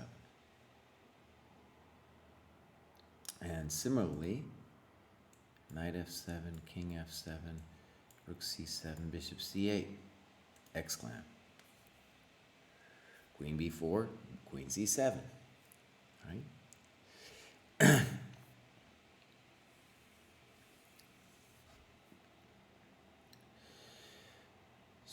And then, so the other key, I have a feeling this is the kind of position, by the way, where KGB just might be like, no, dude, you're fine and you need to get over yourself. Forget all your problems. Let me show you a simple way to play this position. Maybe. But I don't, like, besides b4, I don't know what else I can do in this position. So I'm sure we'll talk about that. Also, a5, b5, knight b6, rook a7, with knight b d7 next. Nota bene, the knight really wants to stay on c4 to look at d6.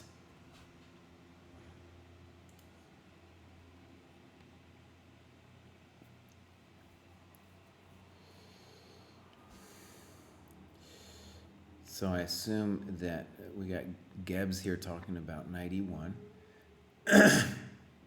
I don't think the king side is my side of the board, and I don't know where the knight's going after knight e1. Yeah, I don't get it. We'll see what KGB says, man. I mean, the basic question is, how can white strengthen his position here? Let's just put that here. How can white strengthen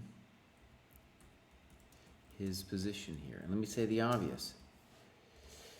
If the reason I play b4 rook fc1 is because here I don't see how I get away with b4, right?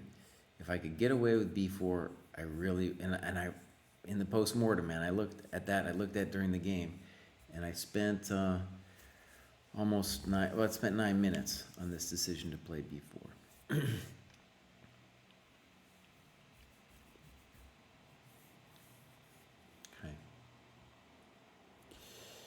So, by the way, I'm going to just check in on old Magnus. I assume well, they're still playing. Basically, funnily enough, we had a position very similar to the one they have right now, and it's still a draw. Magnus, it's still a draw, buddy. Okay. They're agreeing to a draw right away.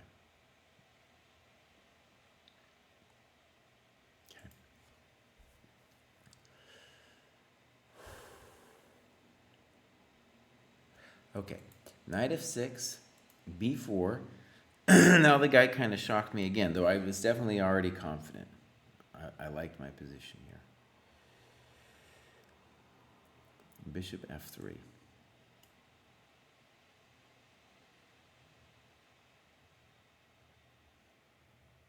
Okay.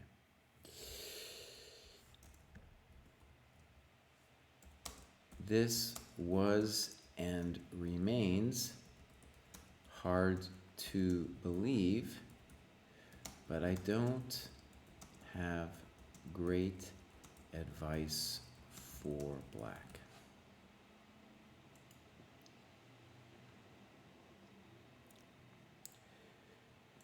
By the way, up to this point, I feel like I've put a pretty good game together. I'm going to go ahead and give myself that prop here. Knight c6. Even though it was the worst tournament of my life,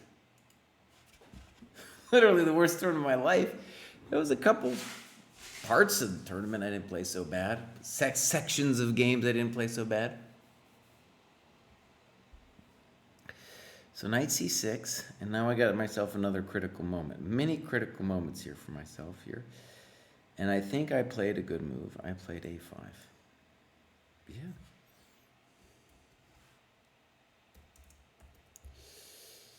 And again, a move that kind of surprised me, but maybe a good move.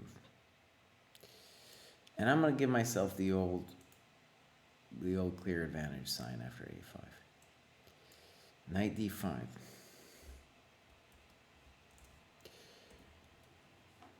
Again, a move which surprised me some.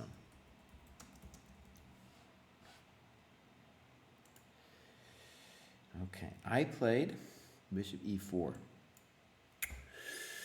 In the post-mortem, I was a little bit harsh on this, but I don't think it's actually a mistake. Another move that I could have done here that would have been simpler was AB, knight b6, knight a5, knight takes, pawn takes, knight d5, e4, and I'm going to give myself the old clear advantage sign.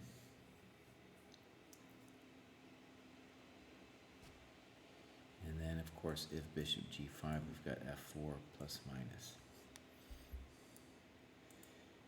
And then we should also consider knight db4. And then what did you have here, boss? Excuse me.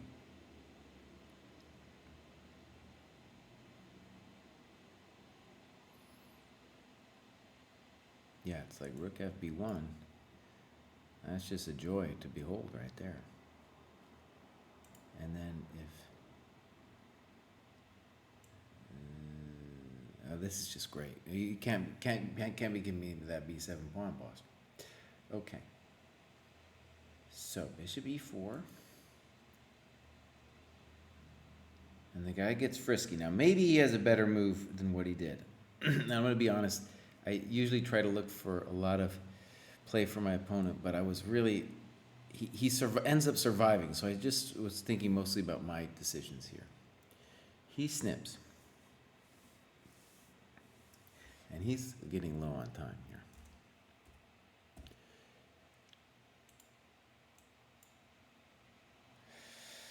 BA. I don't know why I thought for 2 minutes there, but I did. Rook b8.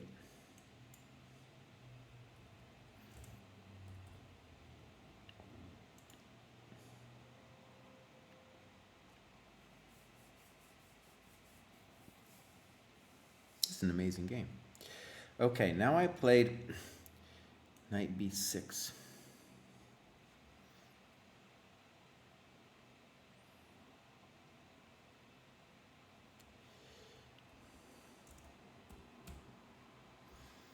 So I spent 12 minutes on knight b6, and he finds the amazing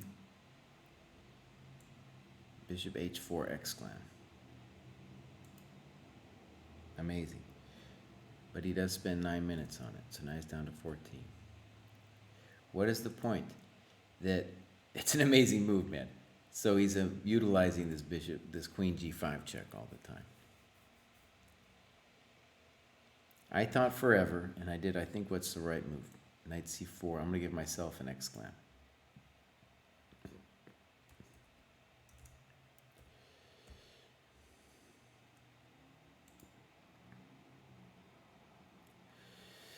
Bishop e7.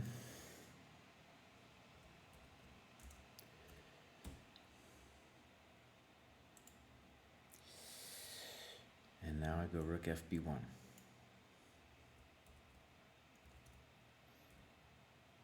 Honestly, I don't think, what's funny is I played 23 moves. I don't think, to my naive eyes, I have made no mistakes so far. I've played the perfect little London game.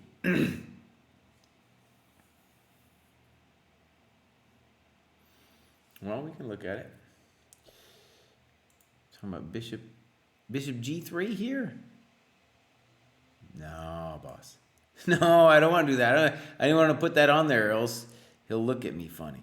No, he could play bishop takes, pawn takes, and queen G5, and my E3's hanging.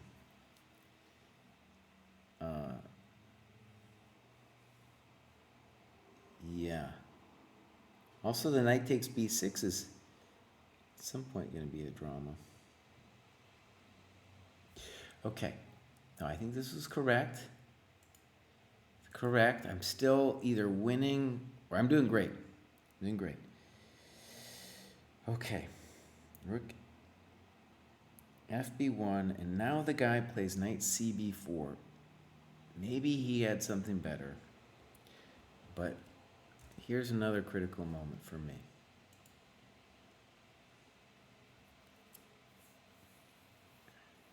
I'm happy with my structure though, Gebs. I don't want to let his, basically by playing knight c4, I forced the bishop back to e7.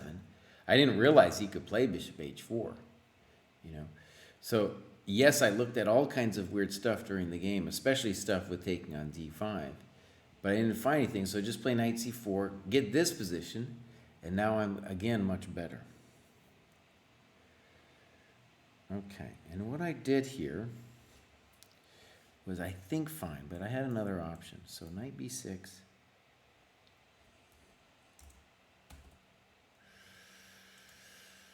And the other option was bishop d5, knight d5, e4. It's also clearly better. Okay. So my move, honestly, may be fine. Just maybe fine. So, knight b6.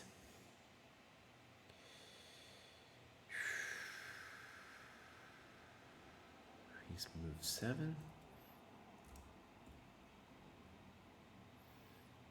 Feels like I was just on knight b6, right?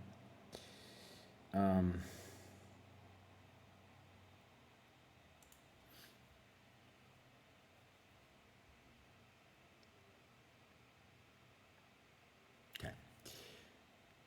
Rook b4. Now, one of the things I want to give, this is my little wisdom. It's at this stage of the game, in both weak GM games like myself and super GM games, where the mistakes are truly made. And here they come. Both sides have played. Black might have played some weak moves or controversial moves, but he hasn't made any. He's still fighting, right? He's playing moves with ideas. Okay, now I make a crime.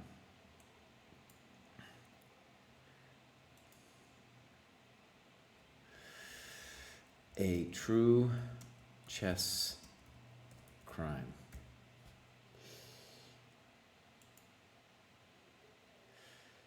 And much cleaner was rook b8,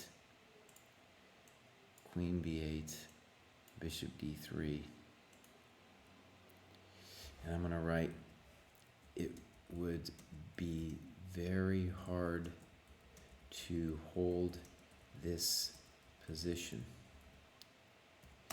Bishop d3 controls 11 key squares.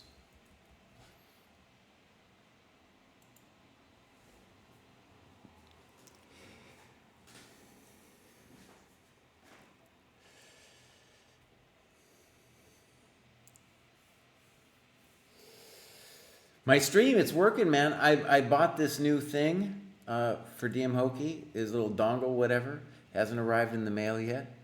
But, yeah. Now, I'm going to give myself a clear advantage, but it's probably winning here, Homebready, thank you for following, buddy. Okay, so bishop d5, a true chess crime.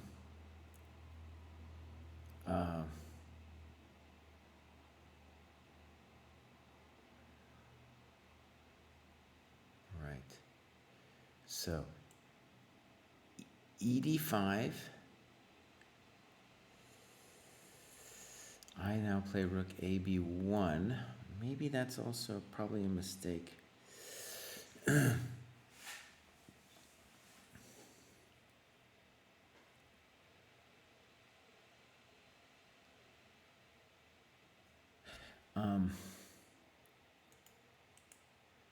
That's right. Let's do another note after here. So it's a true chess crime. I was prejudiced toward the structure and the tempi and holding the tempi.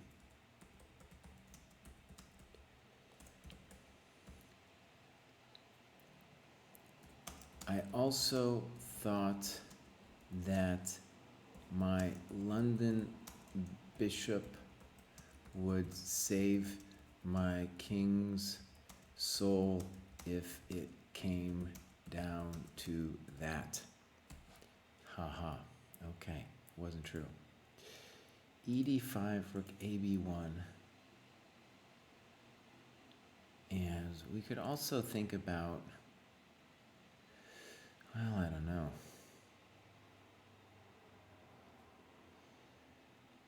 Right, rook ab1, rook takes, queen takes. Now I still, I'm still actually better is the weird thing, okay? So I'm still better here. And my opponent now blunders, and I didn't appreciate it. He's got 7 minutes here.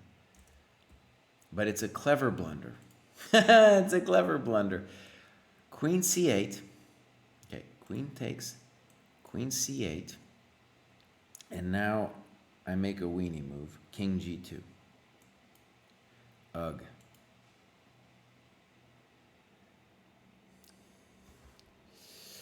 All right, we got to talk about this weenie move.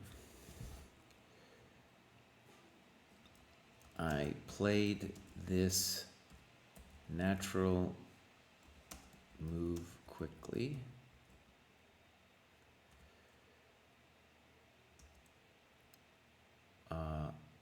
I was worried about the impending time pressure, but here was the moment to sink deeper into the position. Okay, we're going to give queen c8 also a question mark, because here I could have just played bishop d6, and I think I'm winning, dude. The point being, exclam, simple chess, snip, snop, here, over. It's actually over. It's just gone. Game over. Oh, take a little time, boss. The other thing is, the correct move, though, queen d7. Let me see if I understand this. Okay, think for a moment. Right, queen d7. Then I have queen b7, queen h3, queen a6, queen f3, queen f1. And I'm going to give myself a clear advantage here. Despite being down a pawn, life is unpleasant for black.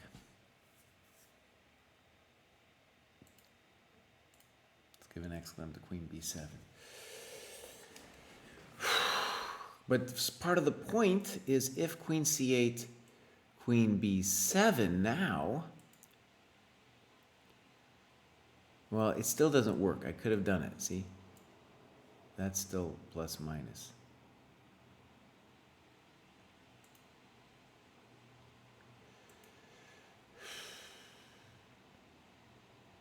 And does he have any move besides? He could play queen c2, but that doesn't. Oh, maybe. Well, we gotta think about it. Queen c2. Let's promote that.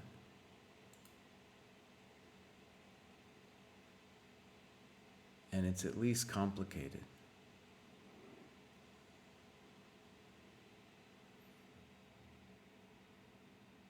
Let's write that out. With at least some complications. I presume this is what motivated Queen c8.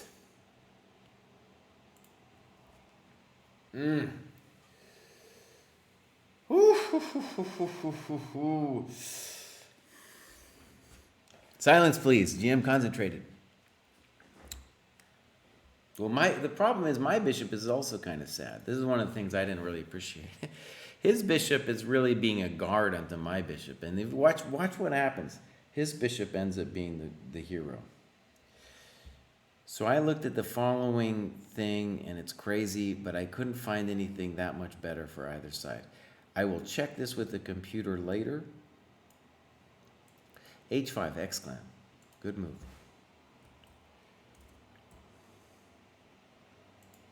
But I couldn't find anything better. Queen b1. It's amazing. I got 14 minutes left. Imagine if I had spent 5 of those minutes thinking over my king g2 move. Come on, buddy. Check to the miserable king. King f1. I think and I'm like barely holding this business now. Queen f6.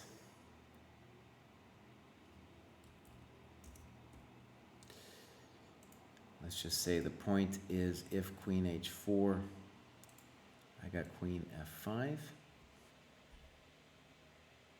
Yeah. Queen f6.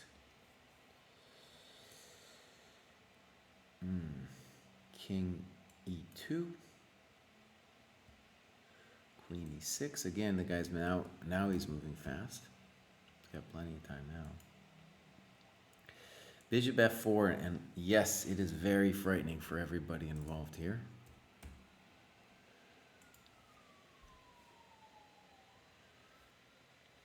h4 exclam.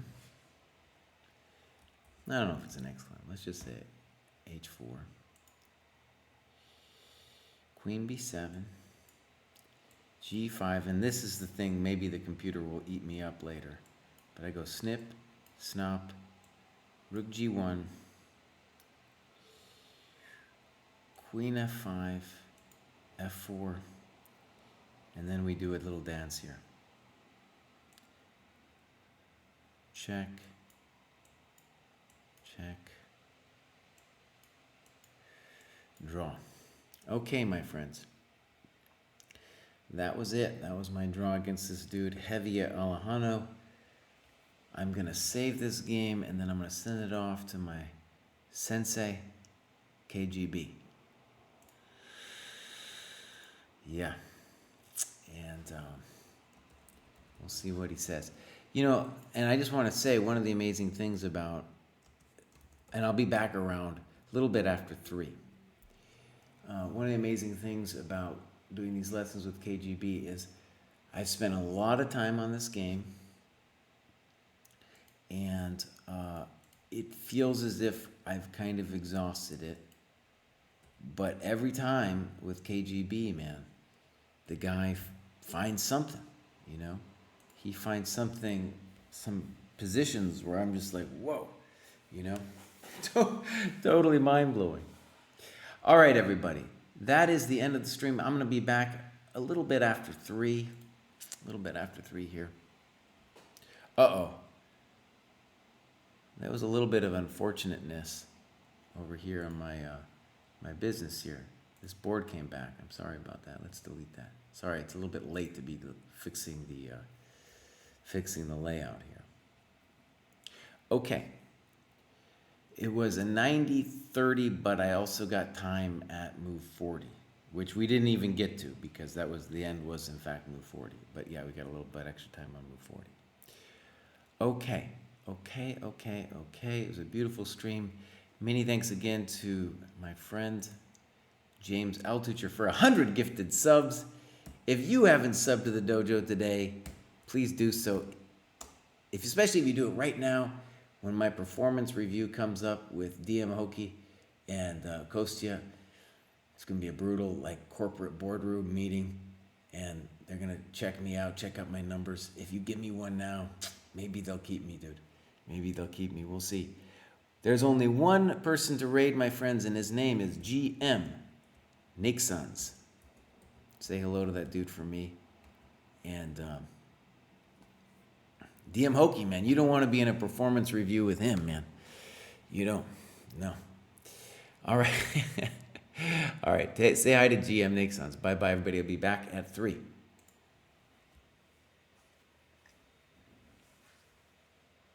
King can go at some point to d5. The pawn on e5 will be under attack, and after rook b5 check, king c6, defending the pawn and attacking the rook. So this is the big difference. Why including the e-pawns changes the